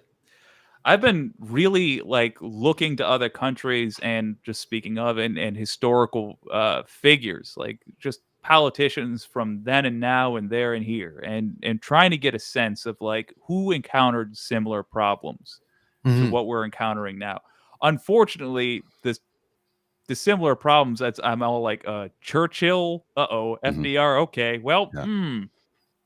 don't like what I'm seeing here. Yeah, which all like back home, it's like if we're in times similar to times where Churchill and FDR were needed, It's not our good. prime minister's doing pretty good. Oh yeah, guys, I know Trudeau ain't exactly a prince, Oh, no. but I The can't tell you alternative? how jealous. I'm so jealous. Well, look, here's the thing. When you have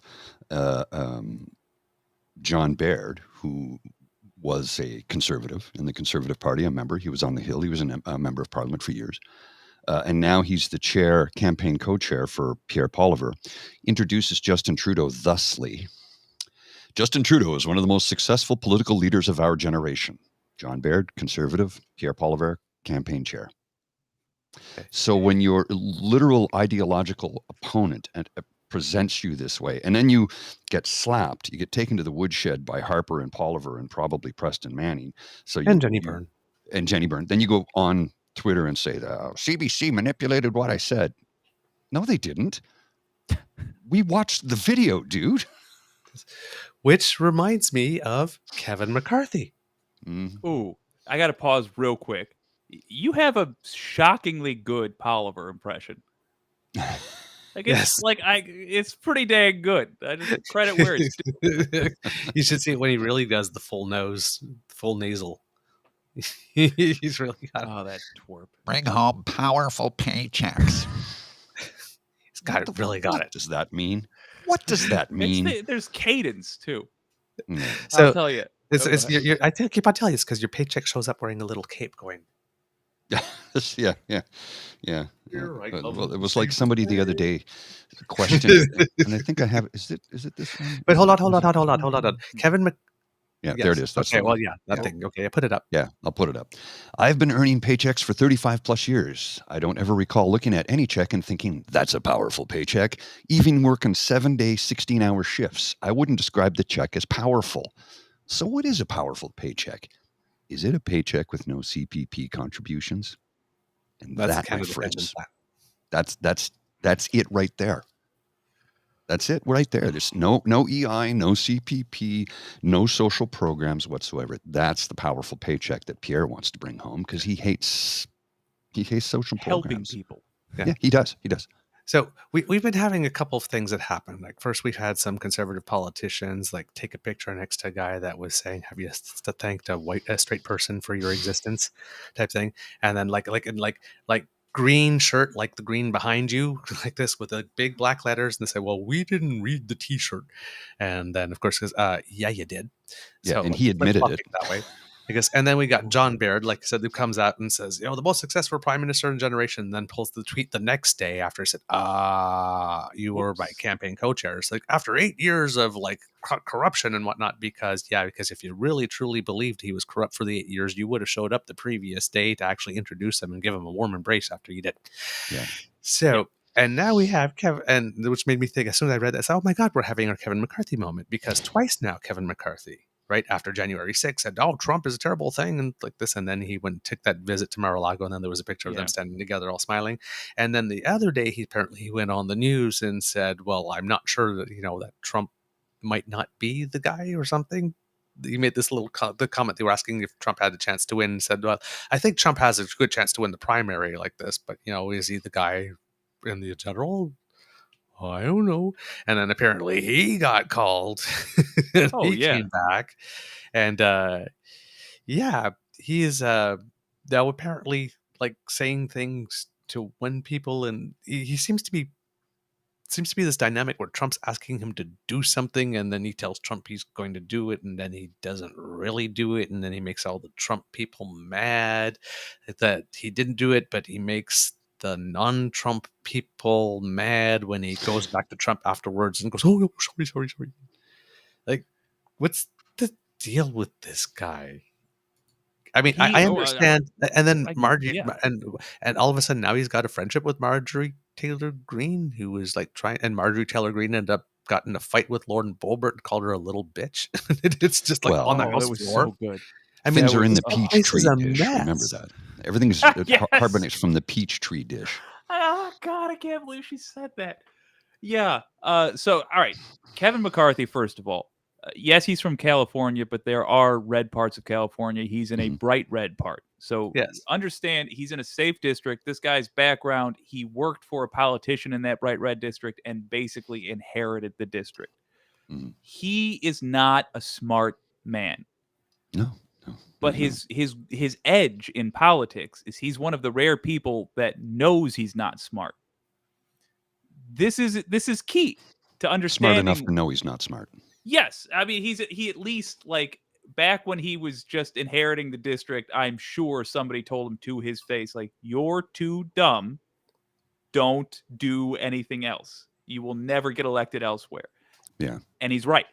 But here's the thing. His highest ambition, he came in with Paul Ryan and the other people that were called the Young Guns, even though he was in his late 40s at the time. He was really stretching young there. But all right, fair. In politics, fair enough. But he came in with Paul Ryan and these other fellas. He's the only one still standing from that group. Yep. Because Paul Ryan is smart, but not as smart as he thinks he is. Yep. He's charismatic, not as charismatic as he thinks he is. Yep. So like a little weevil, like a little cockroach, he survived. But I can't stress enough that he remains dumb. He will keep saying dumb things, like outing the fact that Benghazi was just a stunt. And he is desperate to stay where he is, and he will do anything to not change things. So I can't stress enough, like, he actually understands that Trump can't win an election. He actually understands that if in the presidential election, whether the Republican Party wins or loses, if a lot of Republicans don't turn out, it's even possible that he could not get his seat back, because that's how turned off his California red district is. Even more, he knows it is probably more likely than not that he will lose his job as Speaker of the House, given the way the current political realm is looking. So he's knowing that his plans aren't for greater things than the House of Representatives. This guy is just desperately trying to walk this knife's edge and praying every day that God sends Trump's heart and a little piece of fat that gets stuck in a vein, and saves McCarthy's career.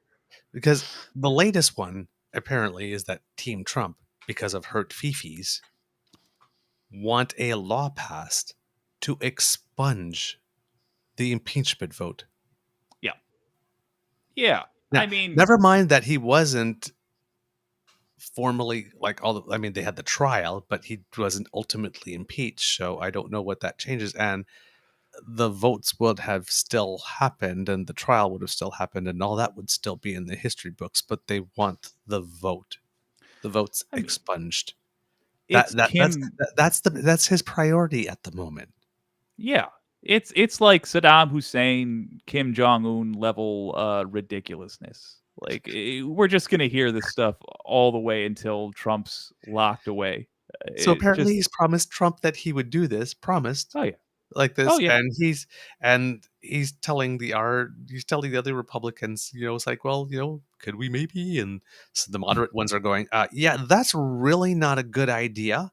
No. You think? So yeah, so they don't want to do it, and Trump's going, but you promised.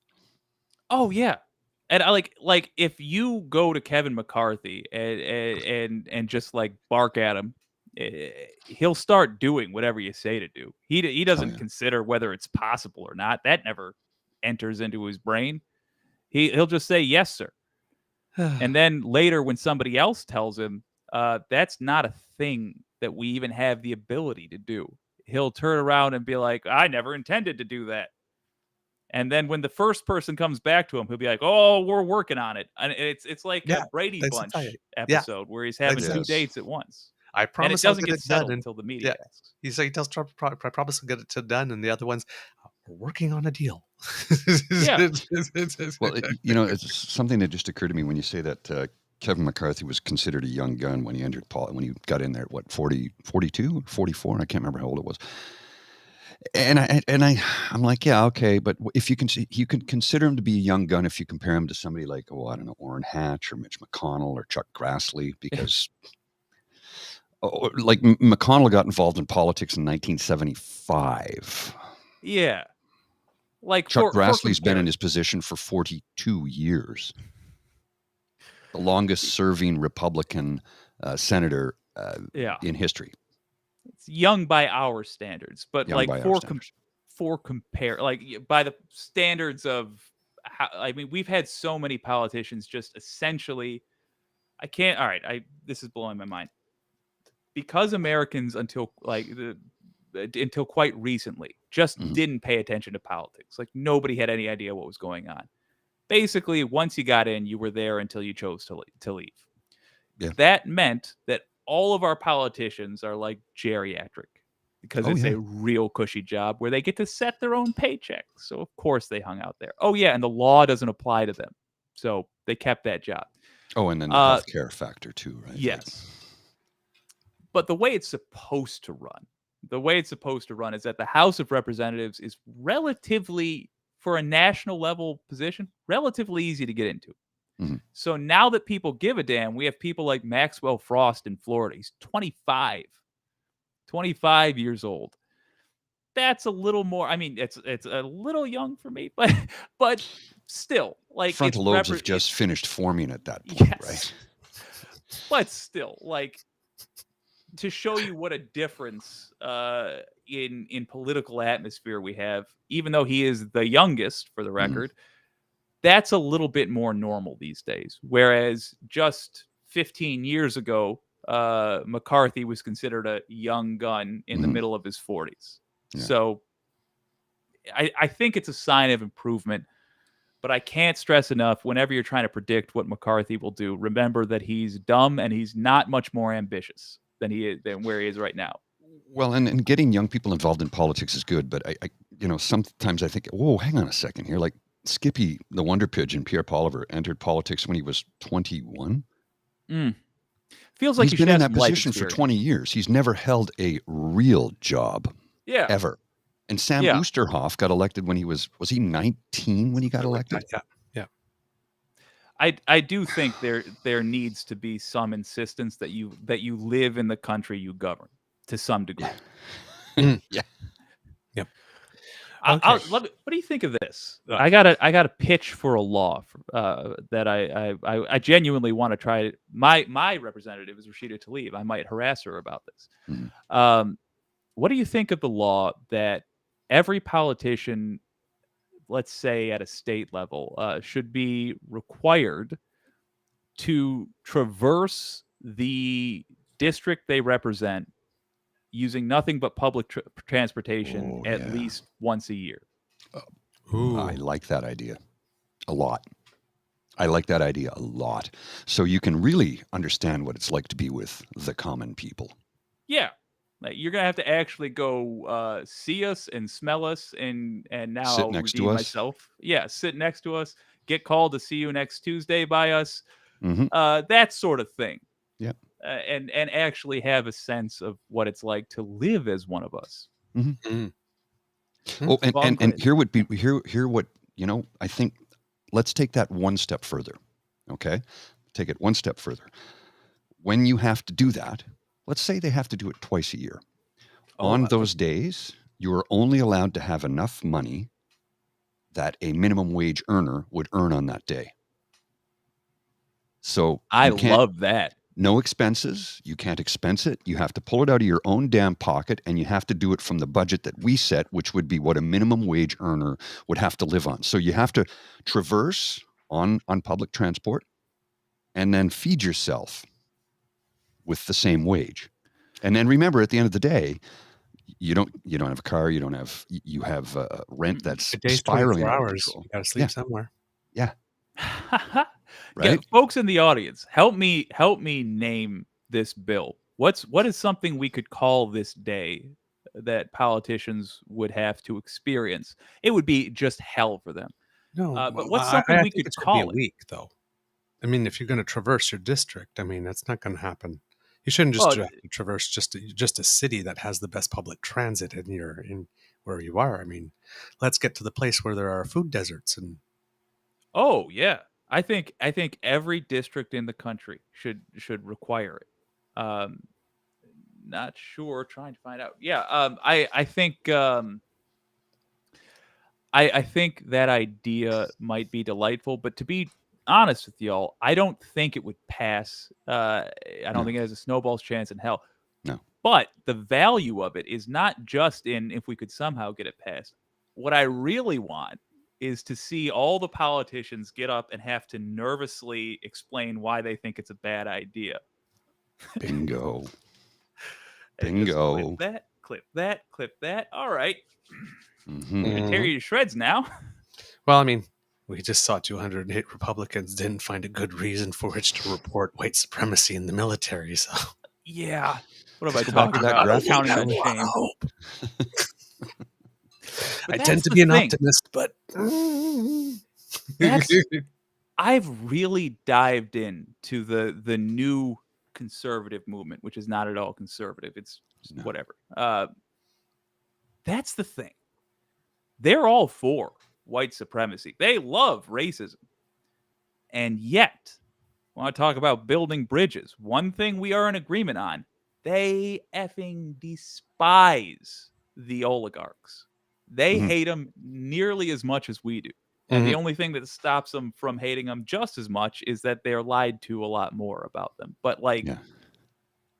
that is, I think, that is a wedge issue. Whereas the white supremacy thing, they're either going to believe that, oh, lefties just want to say white supremacists, but they're just going after whatever. Yeah, I think Or they're this elbowing kinda- and saying we like that. this kind of But on says it right this- here, right? Yeah. Come on. But on this, with them having to actually traverse their district, Mhm. I think that would hit very different. And I It think you would have them fumbling and stumbling, trying to come up with reasons why they can't be amongst the filthy poors. Mhm. Well, and then let's take that one step further. The build the wall folks who are so desperate to get that wall built to keep out them Mexicans and brown people from coming into our country. They're surging into our country to take it over. No, you do realize that a large part of the agricultural community in both our countries relies upon migrant workers. Without migrant workers, it would collapse because people who Yeah. look like me refuse to do that work. Yep. Number one. Number two, the migrant workers, because they're, not necessarily here legally all the time, they get paid a lot less money. They do get paid, but it's next to nothing. And they live in these long work houses, which is basically a barracks, is all it is, with no privacy whatsoever. And they do it because, it's profitable for them to do it that way. So when they say they want to put an end to it, you have an entire industry that absolutely doesn't want that to happen. They won't come out and publicly say it, but it's a fact. Yeah, It's we a had fact. we had representatives in Florida having like desperate meetings with migrant workers saying like, no, it's just a political thing. We're not actually going to enforce this. Followed by again in Florida, where a monstrous bill was just passed, empty fields with unharvested crops. Get ready, by the way, folks who enjoy investing and shorting stocks. I don't know if you can do that in your country. I hope not. It's an awful practice, but if you can, you should do this. Get ready for some real unstable crop exports from the United States, because all of our southern states are having this problem now. Oh yeah, and the heat trap. Shot ourselves in the foot. Not only What the now? heat wave. Not only the heat wave, Oh, but Blumenthal was God. on there saying like the crops are actually cooking in the field right now Yes. Yeah. before you can harvest them. there was a fella I met a couple of years ago on Canada Day. He was here visiting from California, and we were sitting there watching the Jays game, because the Jays always play a Canada Day game in Toronto, and I think they were playing the Yankees at the time, which is usually what they do. And we're sitting there, and this fella had a Toronto Blue Jays jersey on. And I go, "Oh, you're from Toronto?" He goes, "No, I'm from Los Angeles." We're like, he goes, "I just love the Blue Jays." He goes, "I started watching them in the 90s when they won their back-to-back World Series. I became a fan." I'm like, "Cool." And he said, "I was in Toronto," and somebody says, "Well, you should, Canada Day, you should go up to Ottawa." So he gets up here and he's like, "Holy Christ, it's hot." It was 47 degrees with Humidex that day. He's like, "I can't believe how hot it is." And I go, that's typical in Ottawa on Canada Day. It's either a raging downpour or the hottest day of the year. Yep. So we're having a nice conversation with this fella, and he was telling us how in California, the crops were rotting in the field because they couldn't get anybody to pick them. First of all, I just had to translate 47 degrees Celsius to real temperature. That's insanely hot. Yeah, it is. I'm Yeah, it busting is. your chops, but that is A, Ottawa. insanely hot. And B, yeah, could not be a worse time for global warming to collide with terrible immigration understanding. Boy, I do not look forward to the next year in the grocery aisle. No, it's gonna. We think it's expensive now, even though inflation is dropping. Food prices aren't, and they're only going to go up. It's like I was talking to my mom and dad yesterday. I spent some time with them, and I went to the Legion with my dad for a couple hours yesterday, and they had a sing along playing guitars, and had a couple of drinks and sat there and hung out and had a great time, and then went to dinner with my folks, and we were talking about how $50 worth of groceries could feed you for 4-5 days. $50 worth of groceries today is a day and maybe like you'll get 3 meals and maybe a lunch or a breakfast the next day. Yeah. $50 does not buy you enough food to survive anymore. So you have to start rationing, changing your diet, buying a lot more rice. Yeah. But the problem with rice, although rice is good and it fills Takes you, a ton of water. it's the protein factor you're missing out on. So it's like beans and lentils. And yeah, they're effective. But then you'll get people who go, "I just want something else." So they go to a Golden Arches where they can get a cheap meal for next to nothing. And we don't have this here, but I know that in some states they have free fry days. Literally, you get free French fries. So let me see if I get this correct. I can get fries for free with a $1 drink of a 32-ounce soda, or I could get a small fruit cup for $5. Yeah. So I pay $1 for a soda of 32 ounces of sugar, which I can refill as often as I want, by the way. And then I get a free fries. So for $1, I'm feeding myself. But if I want to eat something healthy and nutritious, it's out of my budget. So like there's a people problem. People wonder why like we Americans get made fun of for being fat, and rightly so. We're a husky lot, but like it's poverty. Yes, like nobody questions how a whole country's body shape changes over time. Like, well, maybe something's amiss. When we were in, my buddy and I went down to Saratoga Springs back in May to see Connie Han perform live. Amazing show. I'm going to be interviewing her for the jazz show I do at some point in the near future. Notice that Saratoga Springs average median income is about $97,000. Is the median income in that city, and it's a city of like 25,000 people. Well, $97,000 is a damn good living here. It gets you, the middle class cutoff where I live is $87,000. I don't meet that, but they're $10,000 over that. Now consider $10,000 US dollars, number one, which gives you more buying power. But number two, the cost of living is lower, with the exception of health insurance. But we noticed in Saratoga Springs, everyone has health insurance because and I say this with the kindest possible way I can say it. We did not notice a single obese person in all of Saratoga Springs the whole time. Not a one. Yep. Not a one. Everybody was fit. Everybody was healthy. Everybody was out having a good time. They had money to spend, and they looked good. On the way back, we stopped in Plattsburgh at a Walmart. I don't think I need to go into what we witnessed there, but we were truly disturbed by it.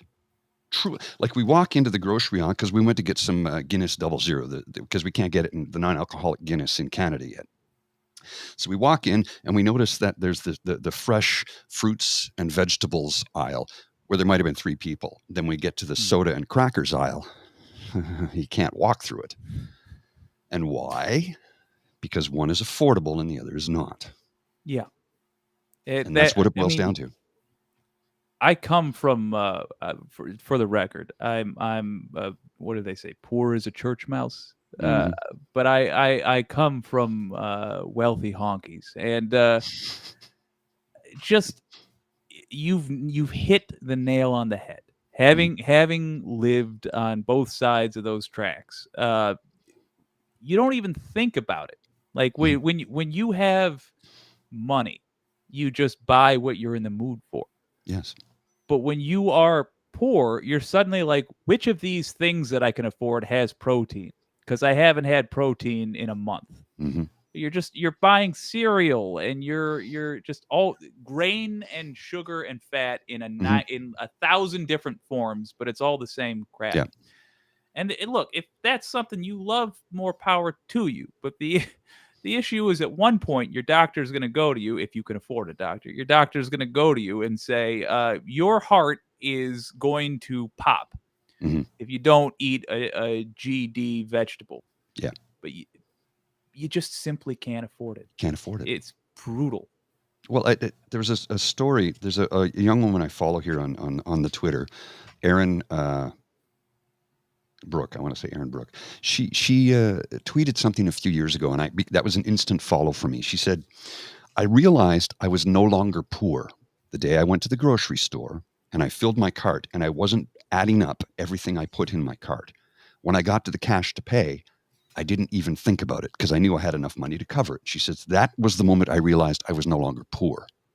I wasn't rich. I wasn't even middle class, but I was no longer poor." And I'm like, yeah, I've done that, going to the grocery store, and it's like, nope, that's going to have to stay on the shelf. We'll get the no-name version of that, which is, that's salt and fat, but $5 versus 99 cents, which, when the budget is tight, and I've been there, I've had times when my earnings have been very healthy, and I was a member of the middle class for about 3 years, and then that changed.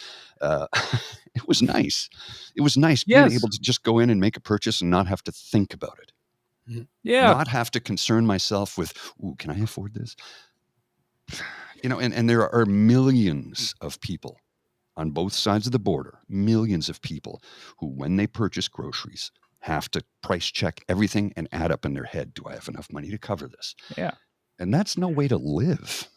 It's really not. And if you're wealthy, you don't even consider like the secondary things that happen. Like, all right, let's say you are you're poor and you're buying groceries. The worst case scenario for you is not that your card gets declined. The worst case scenario for you is that the bank, you go over and the bank covers the cost, and then you get hit with an additional fee. And now you're punished. You got no money in the bank. If you needed to put any gas in your car, you better hope there's a crumpled dollar in between the couch cushions somewhere. Mm-hmm. It gets exponentially worse. These things compound, and this becomes your life, all because you had to buy the Kellogg's brand cereal and you didn't buy the Sack cereal. Yep. There is a level of, and I know this is true in the US, I suspect it's true in Canada too. There is a level of willful ignorance about this stuff from people who just don't have people in their circle of friends that got to deal with it, that allows it to keep getting worse and worse and worse. And the thing is, if we keep offsetting all these problems onto the people that got to live a little bit rougher, they always catch up. They go through, they burn right through the poor folks, then they catch up to the middle class, and then eventually you got rich people buying their groceries, having them shipped in from another country because they just can't get groceries here. Mm-hmm. It's a big systemic problem. And as I've said on this show before, and I'll say it again, and Mr. Beaver, you know that I say this, food banks are a failure of society. A Yes. failure. And when we have politicians saying, get out and donate to your local food bank, motherfucker, no. Eliminate Why am I food doing banks. your job? Yeah. Your job is to make sure people have enough money, earn enough money. Now, look, some people will piss it away on drugs and alcohol. Fine. Okay, fine. But it's just, I'm exasperated. Oh, wow. Oh, Yeah, it's true. Yeah, there's. we got fired up. Everybody's got to eat. This is the part I don't get. Right, and I don't know if you guys have the same situation in the United States, but we're having a problem with housing because we just don't have enough supply. But we're trying to break in 500,000 immigrants a year because we're not reproducing enough to keep the economy going. We're not building enough houses fast enough to actually house them. So now we're making, $200 million one-time investments in shelters because 1/3 of the shelter space is being occupied by the asylum seekers and refugees and new people that are coming in that we need to help us fill the workforce, but we've not created spaces for them to live yet. Mm-hmm. So that's the problem that's happening up here. I don't know if it's the same state-wise, but ours is starting with housing and then going towards food. And I guess in the United States, it's starting with food and maybe going towards other stuff. But It's both simultaneously. Food and healthcare. It's that same chain. The poor folks had housing problems first, and now we're having that experience translate to middle class folks, where they are now having prohibitively expensive housing. Mm-hmm.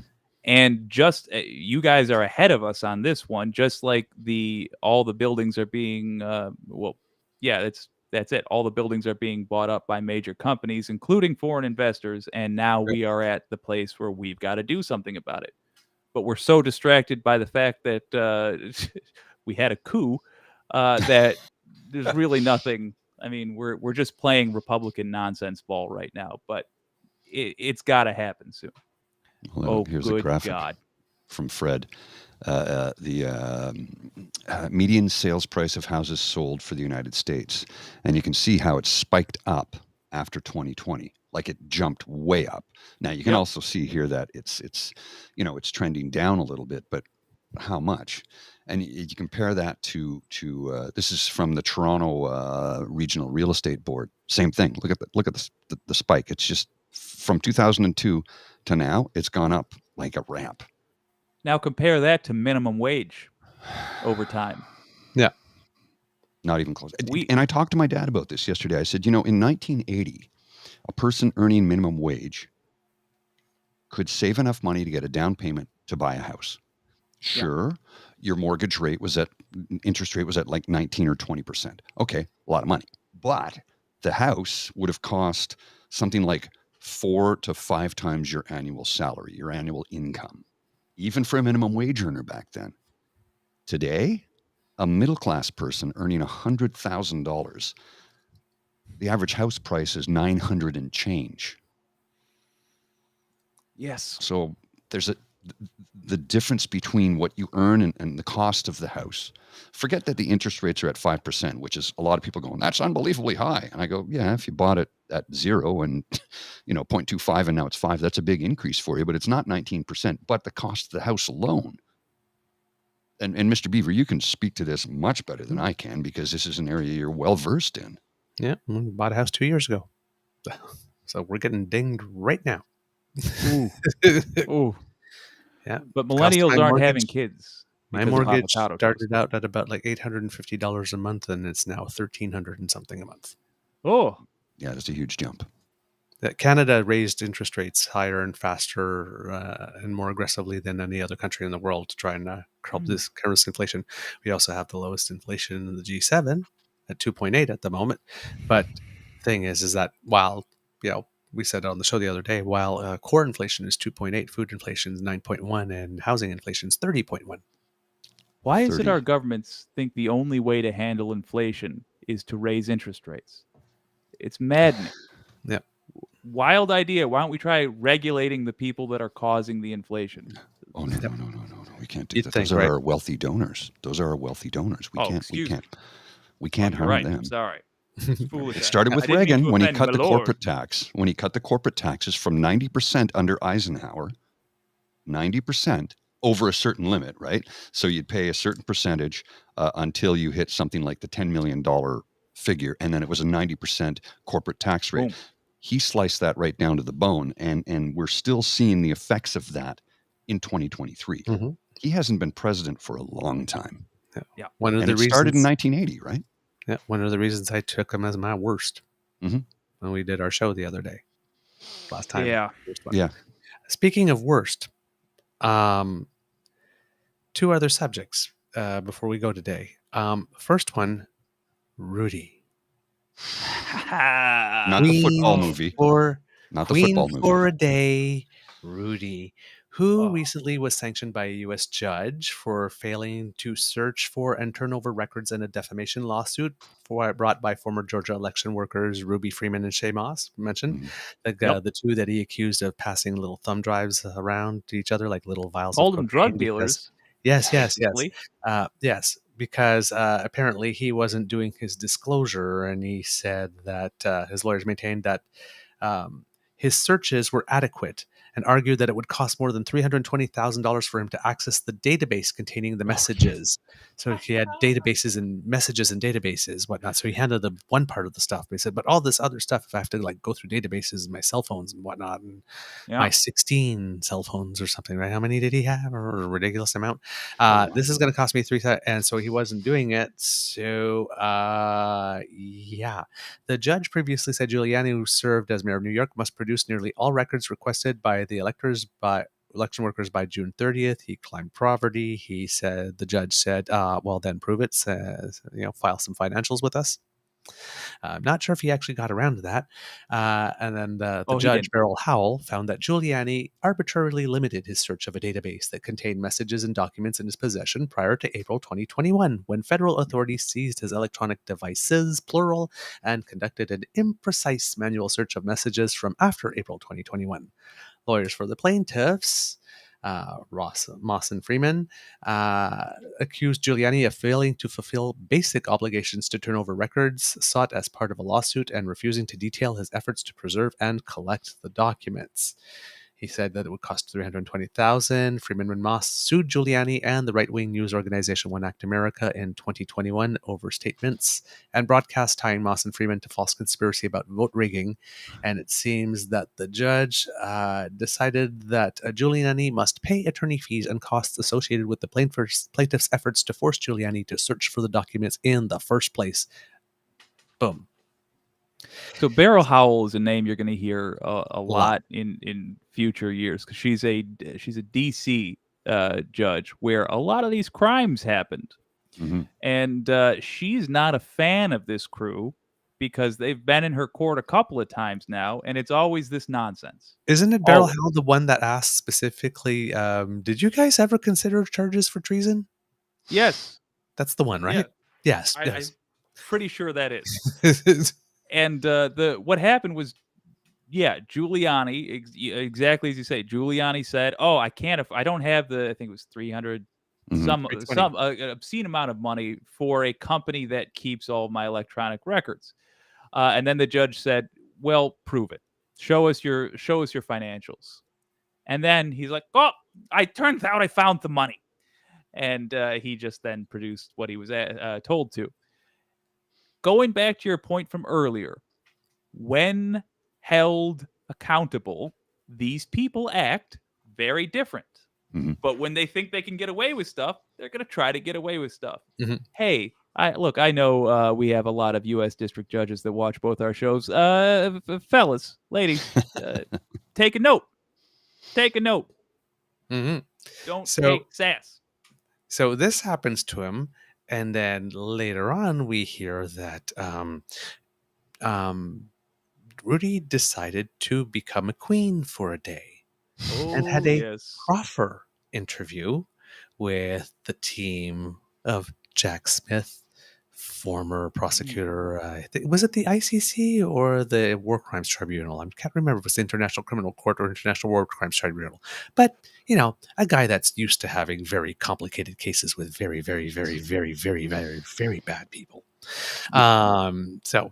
Apparently, and this type of interview is one where, for one day only, if you tell us absolutely everything, and we do mean absolutely everything, and you don't lie, and we really mean don't lie, you'll get off scot-free. And Rudy did brag in the past about having an insurance policy. Yep. I'm pretty sure he's saying like a canary. Absolutely. And just rivers of hair dye flying down his face the whole time. Here's my bet. Just like you can go more detailed than betting on a team to win or lose. You can call the specific points. I'm betting that both of these things are true. That Rudy Giuliani absolutely flipped on Trump and gave him everything, and he's still going to go to prison. Oh yeah. Oh. I think he's enough of a dingbat to have lied about just enough to get him tossed in prison and to have his testimony used against Trump. I'm excited. Let's get the popcorn ready because this is going to be entertaining. It's gonna if you're following this type of stuff, the next couple of years is going to be delightful. Picked a good time to be interested in this. Oh yeah. Finger licking good. Call the colonel. We're gonna roast these piggies. Apple in the mouth and everything. Oh yeah. Oh, okay. The last one. All right, maybe the best one. It seems that the Senate is passing a bill that would require the Supreme Court of the United States of Canada. United States of Canada. Yeah, maybe we should do that, actually. Yo. Nip this stuff in the bud. Yo, New England, Minnesota, hey, California. Your man ain't treating you right. You want a real man? Come see us in Canada. Huh? I can't even put up an argument. They're not wrong right now. Join us. So apparently, because that white supremacy vote, right? Just sort of like, and apparently, the House has determined that this bill is going nowhere. It's DOA in the House. So the House of Representatives does not want the Supreme Court of the United States to have ethics rules that it follows about like gifts that it can receive. And when it is, they should recuse themselves from a case. Looking at you, Clarence. Clarence Thomas, the Michael Jordan of corruption. Oh yeah. They're going to build statues to that guy out of gold on whatever Nazi island that his billionaire friend owns. Right. Yeah. Whenever we talk about like taking the bricks of the wall like this and getting over them and then using them to build the wall behind it, this guy has his position because of affirmative action, and he just ruled to remove it. Oh yeah, I mean look. I got mine. So fuck all y'all. Maybe he's an incredibly skilled legal mind. Maybe, I don't know, because all his opinions have been the opinions of some billionaire. I have no idea how Clarence Thomas feels about the law, other than his opinion can be bought. I will tell you what you will see, and it will be in some more succinct form than this. Next year, this is going to go away. You will stop hearing about the Supreme Court for a good long time, because this being America, they don't have to work the whole year. They're leaving, and you won't hear about it till next year. When you hear about it next, Democrats will find a quick way of saying, remember all that corruption that you saw? Nothing got done about it. The reason nothing got done about it is the House of Representatives go out and vote. That will be what you hear. That, I think, is the correct strategy. Incidentally, it's also true. But knowing the short attention span of the voter, it'll be late summer next year. So almost exactly a year from now that this next comes up. Or the next time it turns out that Clarence Thomas is found to have taken a massive bribe. So could be next week. Could be tomorrow. Could be literally right now. When we log off, we could get a new headline. So here's the thing. Thomas possible. and Alito are the two oldest on the bench, right? I think Alito's like 73 and Thomas is like 75 or something. God, So yeah. They're the next to retire. But remember, evil adds longevity in a cruel twist. Clearly. It does. Clearly. Now, is there any possibility in your mind? Because so far, Senator Dick Durbin has not subpoenaed his robed ass to come to the Senate Judiciary Committee and come and testify, because he invited Chief Justice John Roberts and he said, no, I would rather not. Thank you very much. And they requested, but they did not subpoena him. Dianne Feinstein is back. They couldn't because she was away with shingles. Yeah. But now they're back and they have the majority. Because why hasn't anybody dragged their ass back in at the moment? Because they do have subpoena power to bring in one of the justice and have them testify under oath at a Senate Judiciary Committee, which I am sure that will bring some of them to lie. And I'm just saying, is there a way that there could be so much people can make trouble for him and process and a lot of media stuff that he's just going to decide, it's not worth it trying to write it out. I'm just going to retire. Oh, that'd be great. I wish our country functioned like that and had the people of the caliber to make it function like that. No, they won't be invited back in. No. First of all, Feinstein is, there we go, got it right. Feinstein is not really back. I mean, her body is, but her mind is in the 90s somewhere. I feel bad poking fun at her, but come on, retire, buddy. Second, for the reason I just explained, that the American, or at a different thing, the American voters' childlike attention span. Nothing Supreme Court will be talked about or dealt with until close to election time. I do think, though, it is for relatively, even if I don't agree with it, it's for a logical reason, which is that it would not matter if Clarence Thomas ate a plate of those baby backs right next to Trump in front of cameras. Republicans will do nothing.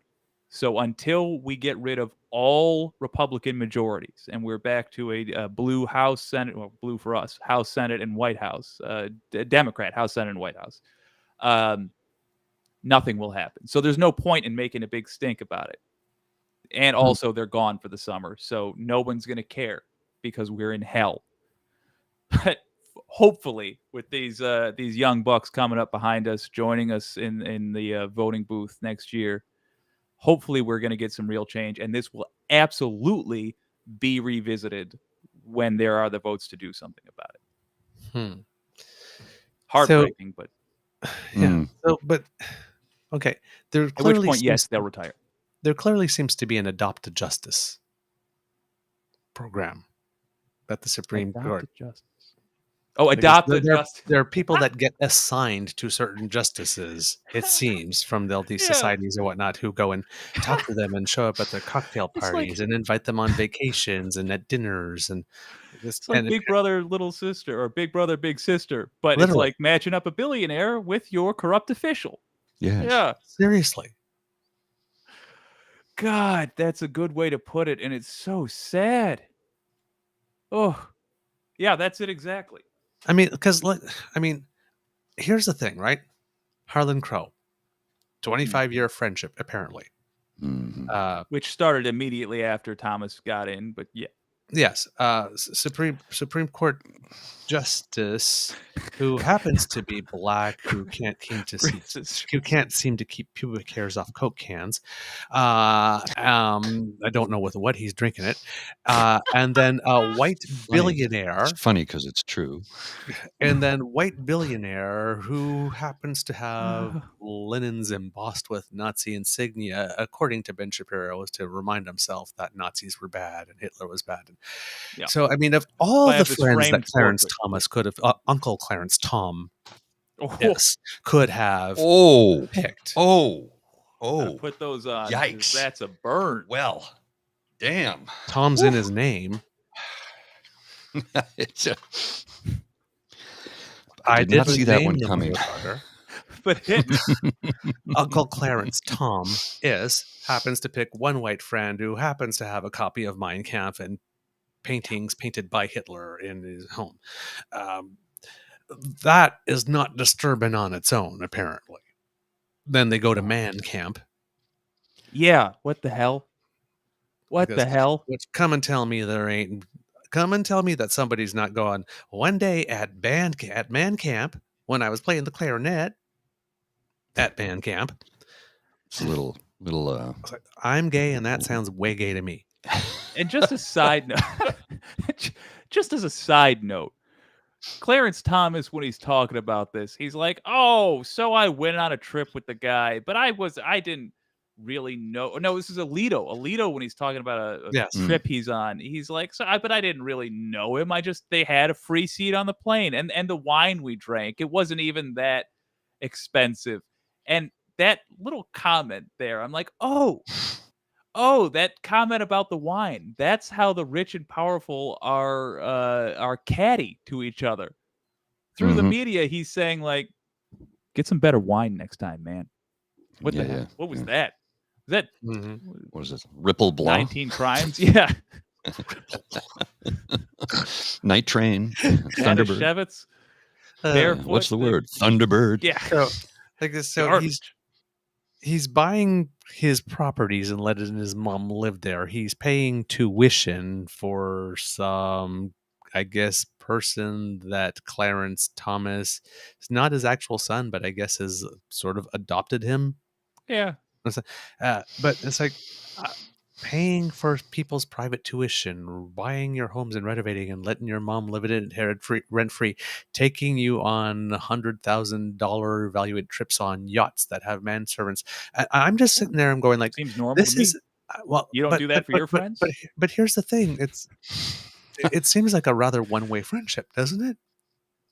Well, listen, you have to understand. What is Clarence Thomas? I prefer the Walmart parking lot rather than the beaches because I come from regular stock guy. Given Harlan what does Harlan getting out of this friendship? Well, I think you're underestimating how charming Clarence Thomas is in conversation.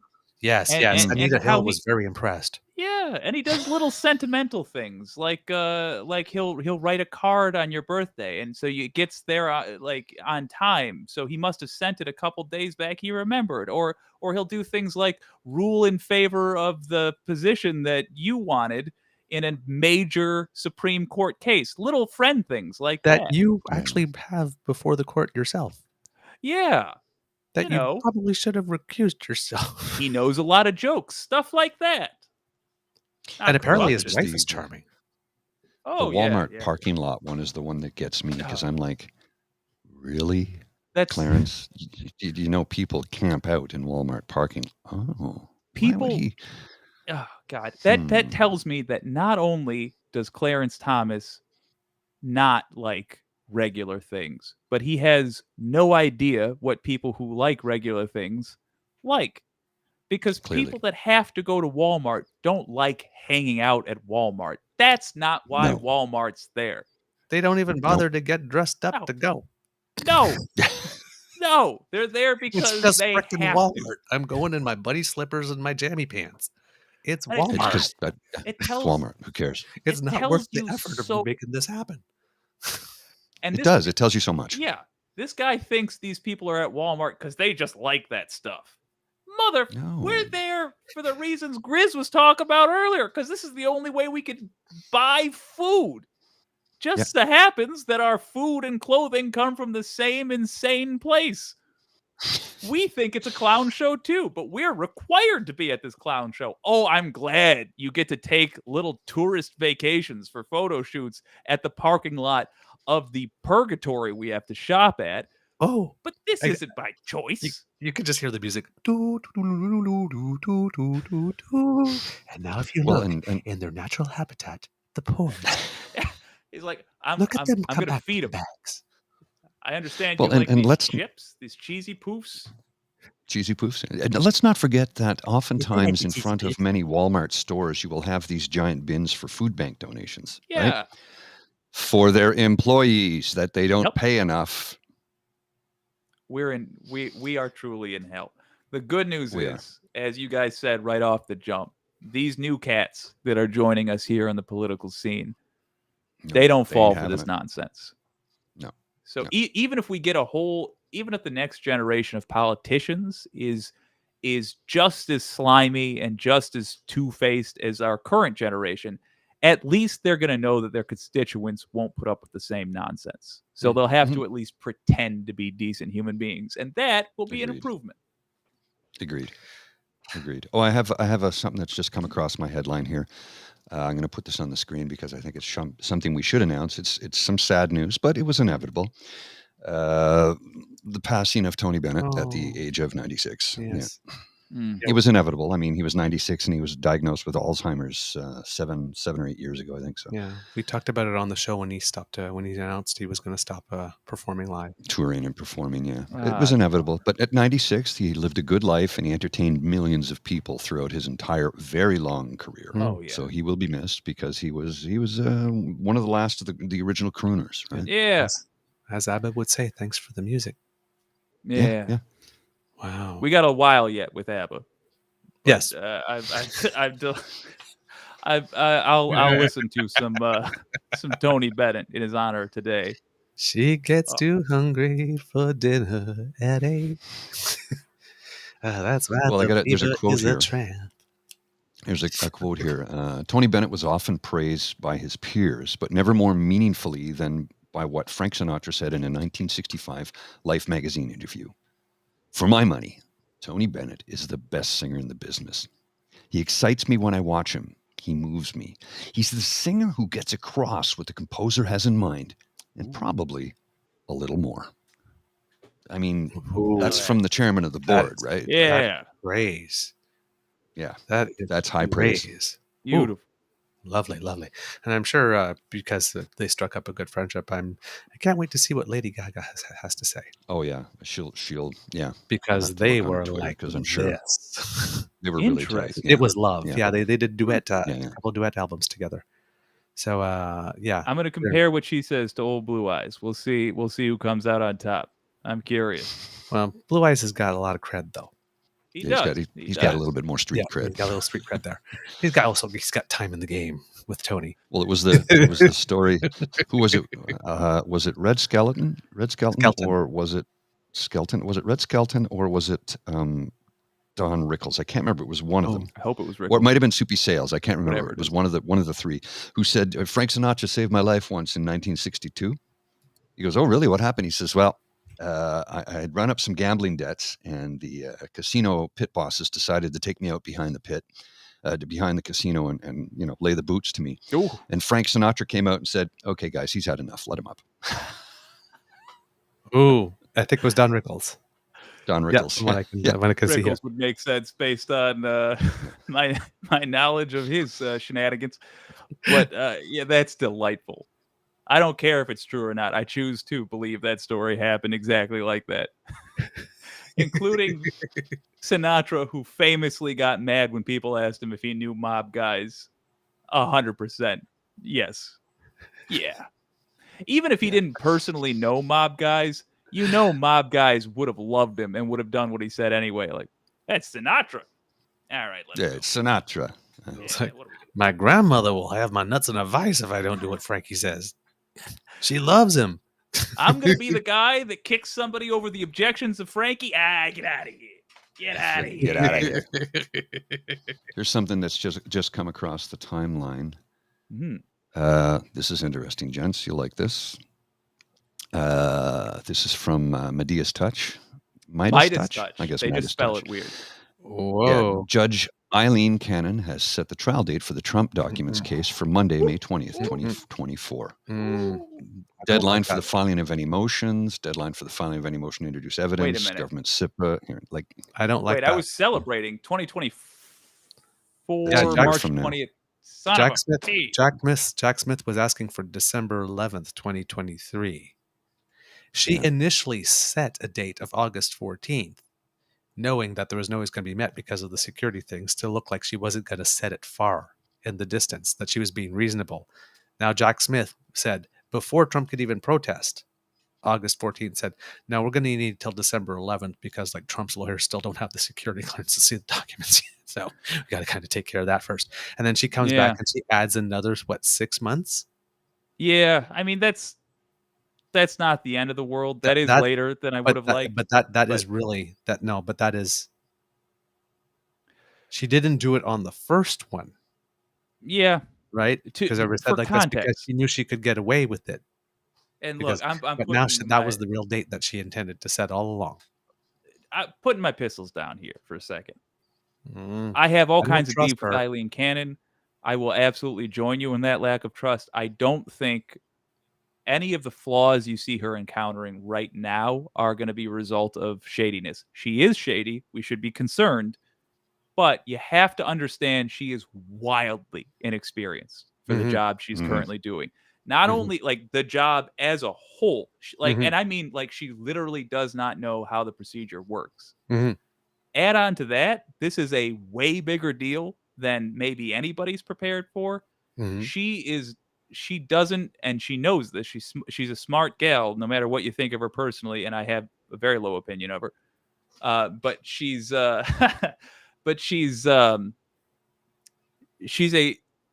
just going to be trying to keep her head above water. She doesn't even know enough about how the process works to do something corrupt with it.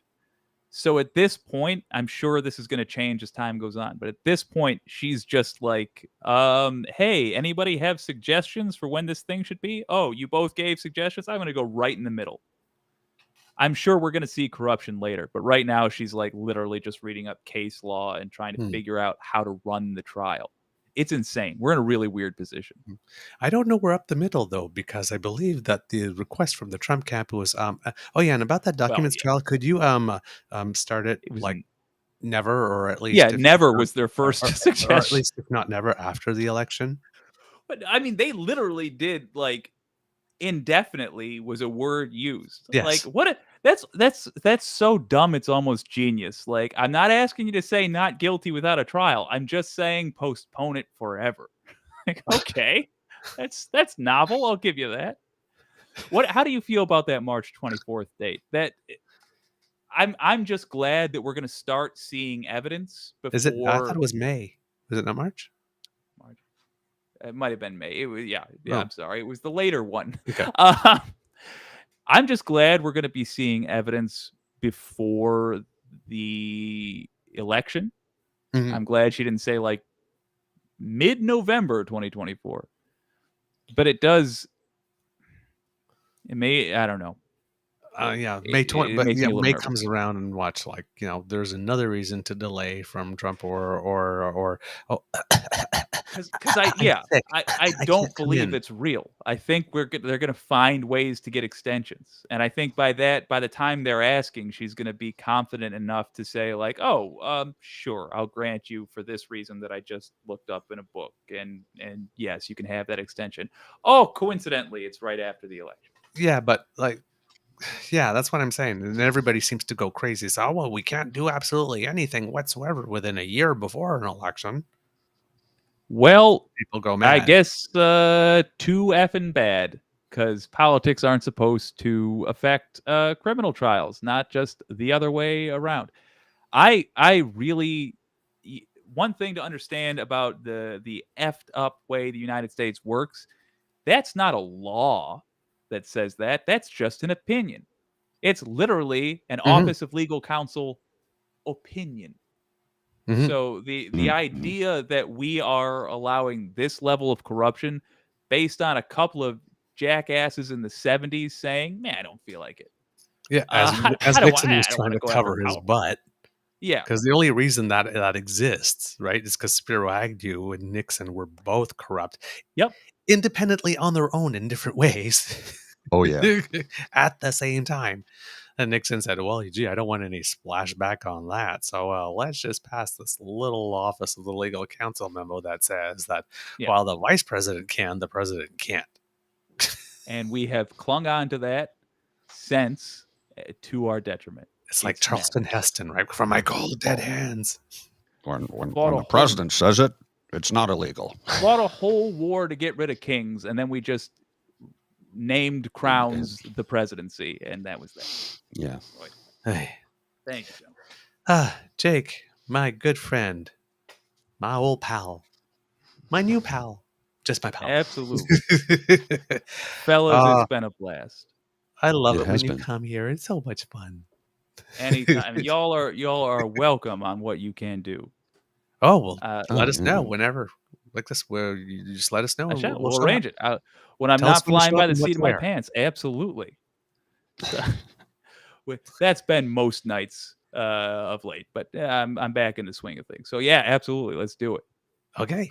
Sounds good. Cool. All right, Kip. Well, I've got some music for us. Oh, folks. yes. The Kenny. I got another track Before we from go. Spenny that we recorded a couple of days. So before we go, let's just go out with this and have a listen to some blues from our good friend Spencer Rice.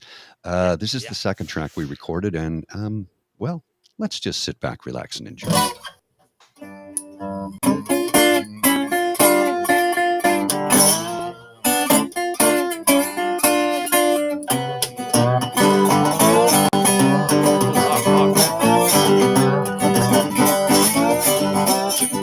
Yeah, you drop down, mama. Let your daddy see. You got something, honey. You keep worrying me. Come on down. Stand out all night long.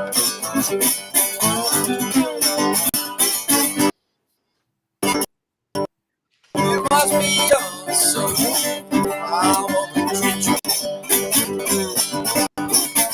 Got a jack of diamonds told me. Come on now, Spinny. Let's get on that creepy way. Get it. Stand out all night long. You must be young, son. I want you to.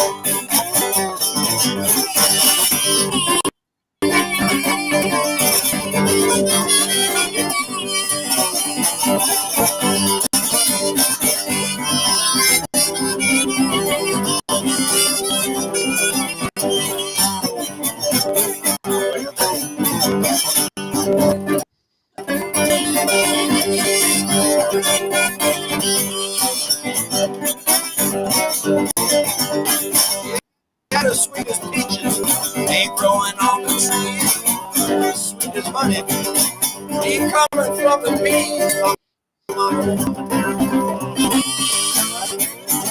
All night long. You must be young, son. I treat you wrong. One of these mornings, I'm acting like a squirrel. Man, I'll grab a little snap, grab a whirl. Stand out all night long. Yeah, you young, son. Someone to treat you wrong.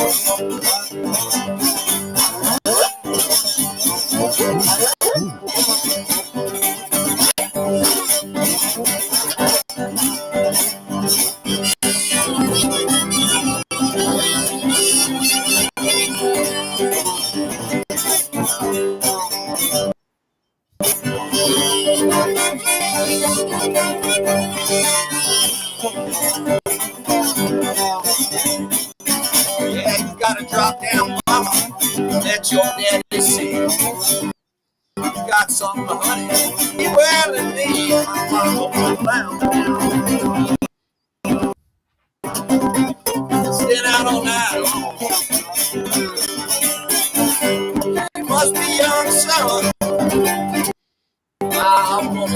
Tap. Put. Tap. Come over, I'm gonna treat your daddy right.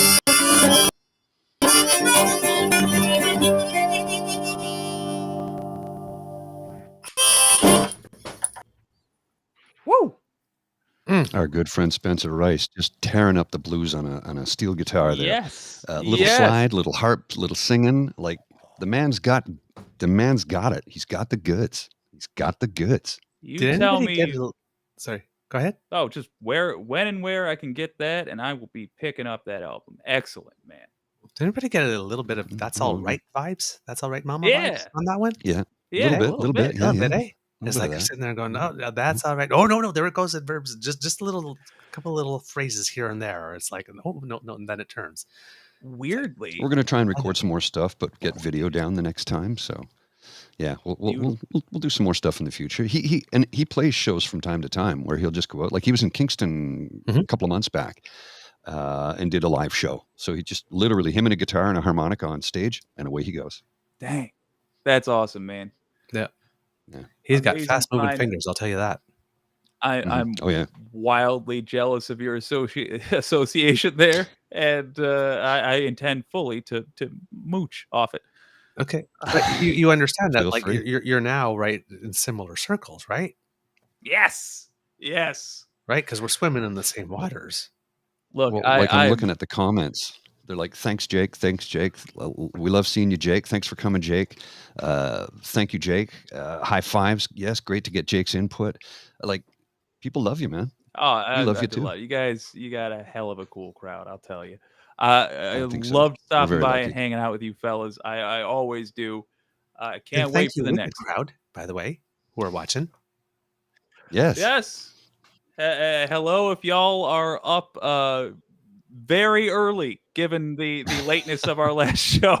Yeah.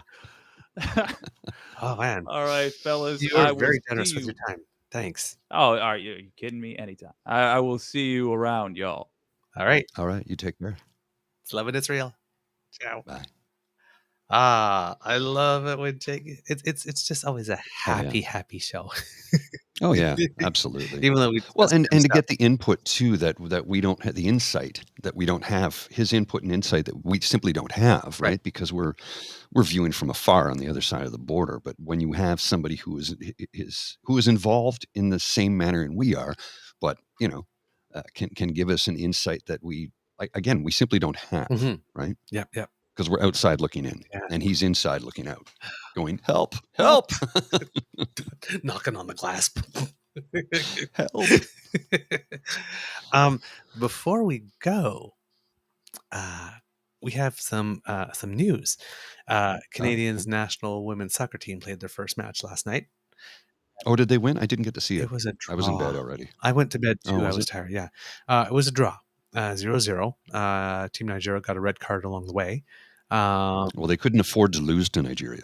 No, they couldn't afford to They lose. could not afford to lose. A No. draw So draws. it's okay. It could Negatively become impacting. meaningful later. Could Mhm. not. Good. Yeah. Not necessarily surprising in the sense because even though the team's putting on a good face, let's be honest, Canada Soccer did absolutely everything it could to screw up their preparation Oh yeah. and send them Yeah. there with a hand tied behind their back. Mhm. It seems that Team Nigeria is also going through a similar pay equity battle, which we never hear about because it's Nigeria. Right? We don't report on that stuff. But apparently they're going through the same thing. But yeah, 0-0. So still Australia, still Ireland to face. Australia won its first match against Australia, so they got the full 3 points. Australia won its first match against Australia. Ireland, sorry. Okay. I was like, huh? Sorry. Yep.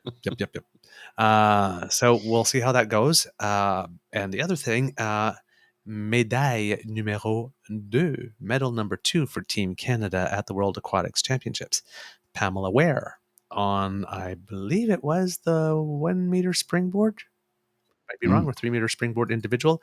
Got a medal, finished third. And this was after finishing 5th by fewer than 2 points on the synchro 3 meter springboard and 4th by 0.65 points on the Not on even the a full individual. point. So it's like she could actually, this could actually be her third technically, with Yeah. just 1 or 2 points difference here or there. So she's been performing extremely well, and it's nice to see her get some hardware. Summer hasn't performed yet, or No, competed swimming yet, I hasn't don't started think. yet. I think swimming starts officially tomorrow. Okay. And water swimming. Because I know she's been warming up, and Devin's been talking her up and chatting with her, and I'm like, okay, we got to get Devin back on the show when he gets back Yeah, home. he said he would come. Love to have him on. Okay, He said he would excellent, come. good. So we got 2 medals out of the pool. We had a fourth place in one of it's called artistic swimming now. We used to call it synchronized swimming. In the singles event, the competitor for Canada finished 4th, just missing the podium there. But nothing in the open water swim, and in water polo, the women's team made it out of they played the round matches. So they're into the playoff rounds, and their first opponent. This is the knockout winner. Win and you're in, and lose and you're out. So their first opponent will be South Africa. They finished second in the pool. They almost won their pool because they lost to Hungary their first match 11-10, and Hungary is a usually pretty good nation when it comes to water polo. So hopefully it means that they have a good chance to in the elimination round go well. Team Canada, the men, were playing their match this morning against France, the last one, because they were tied for second place in water polo. If they win, they get to move forward to the playoffs as well. So I'll just take a little look here and note France beat Canada, so the men are eliminated. Maybe no, eliminate. Oh, maybe. I have to check that. They haven't put out the draw yet, but they finished 3rd in their pool. So right now it's not looking so great. Oh no, 8th of finals. So yeah, they've made the playoffs. All right, cool. So there you go. So we'll hear more from the water polo players, but yeah, the pool is where things are really going to start happening, and I believe the competitions start tomorrow for just the regular swimming events. They usually have a lot of the other events in the first week, and then swimming in the second week. So keep your fingers crossed that we'll be hearing a lot of good things happening for Team Canada, both on the soccer pitch and in the pool. All right, Mr. Grizzly, do we have a show? We do indeed, sir. All right. I forgot that during the show, the computer means I do not have a script open up again. So while I do that, Kits, this is the end of this episode of the Daily Beaver Morning Show here on the Crier Media Network. We hope that you love listening to us because we love making this for you.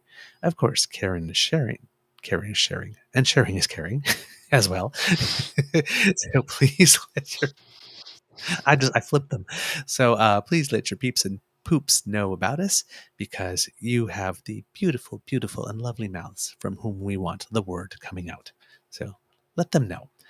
Because democracy is something that you do, please take some time to write your MPs. Let them know that you want some better accountability, and that you would like for them to stop insulting our intelligence when they get through the nanosecond answers. And also, if you have the opportunity, do donate to the Red Cross, because those fires are still burning and we still do need your help. If you really like this podcast, you can find us on the Crier Media Network, as well as all Beaver Grizzly friendly platforms. And if your platform is not Beaver Grizzly friendly or Yer Ol Pal Jake friendly, why you want it? I'm not sure. I'm not sure if Jake releases his shows as podcasts or he's strictly YouTube. I forgot to ask him. I don't know. We'll have to ask him that. Yeah, I'm not sure. Yeah.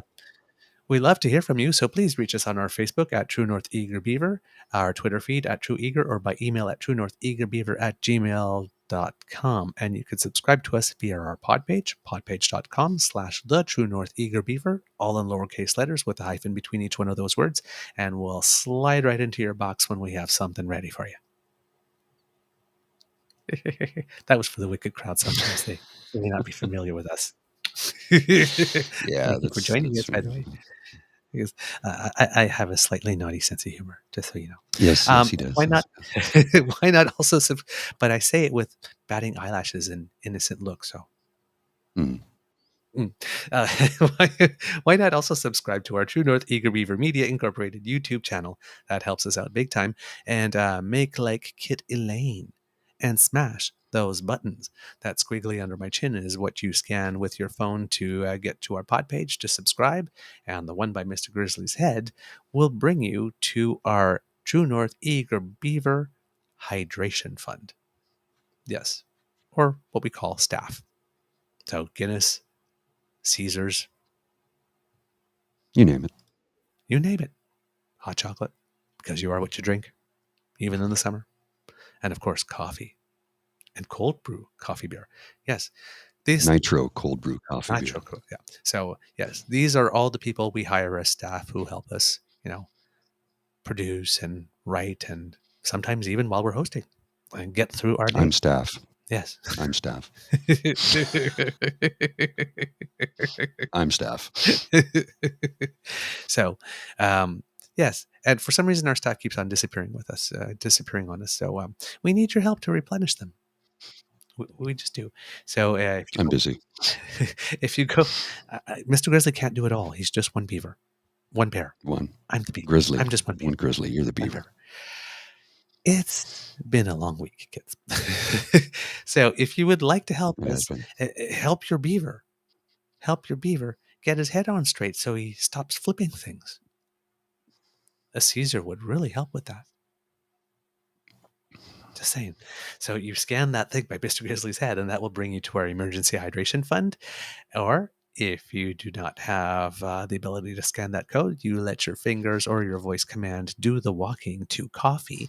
And that is spelled ko-fi.com/eagerbeaver, lowercase letters, all in one word. And that's where you can make your donation to make sure, I'm going to say it. I know you're waiting. We stay moist. I know you were waiting for it. I know you were. Yeah. Okay. Yeah. Jen loves it when you do that. I know. Okay, let's go. I got to wrap. I got to get out of here. I got an From appointment. the Beaver Lodge, this is your Eager Beaver saying, until next time, dear kids, it can be a tough world out there, so please be kind to and gentle with yourself. Mr. Grizzly, some words of wisdom, please.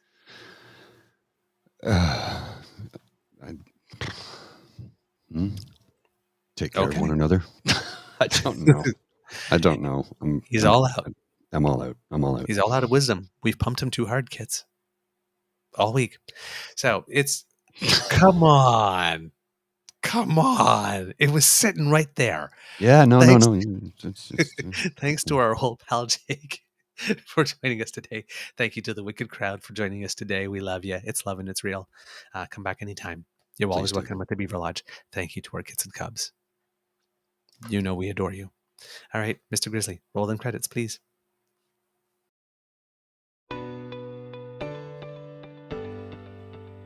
You are listening to a True North Eager Beaver Media Podcast. The True North Eager Beaver podcasts are proudly brought to you by our founding sponsors, the Miss V Mysteries from Corvid Moon Publishing, your source for science fiction, fantasy, and cozy mysteries featuring a broad diversity of characters. CanadianTarot.com, your uniquely Canadian online eclectic tarot community and forum, and The Peppermaster, hot pepper sauces made from fresh farm ingredients to thrill your taste buds and expand your mind.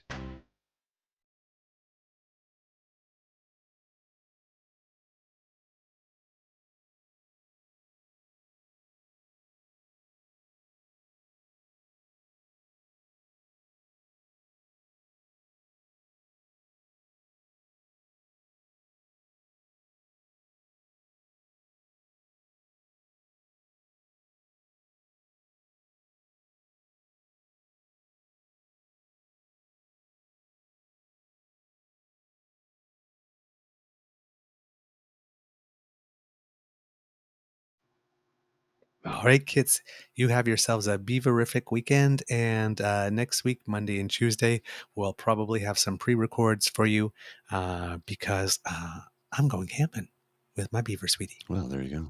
There you go. When do you head out? We're going to go Sunday, Monday, Tuesday. Oh, okay. So, Okay, cool. Yeah. All righty. Right. See ya. Ciao.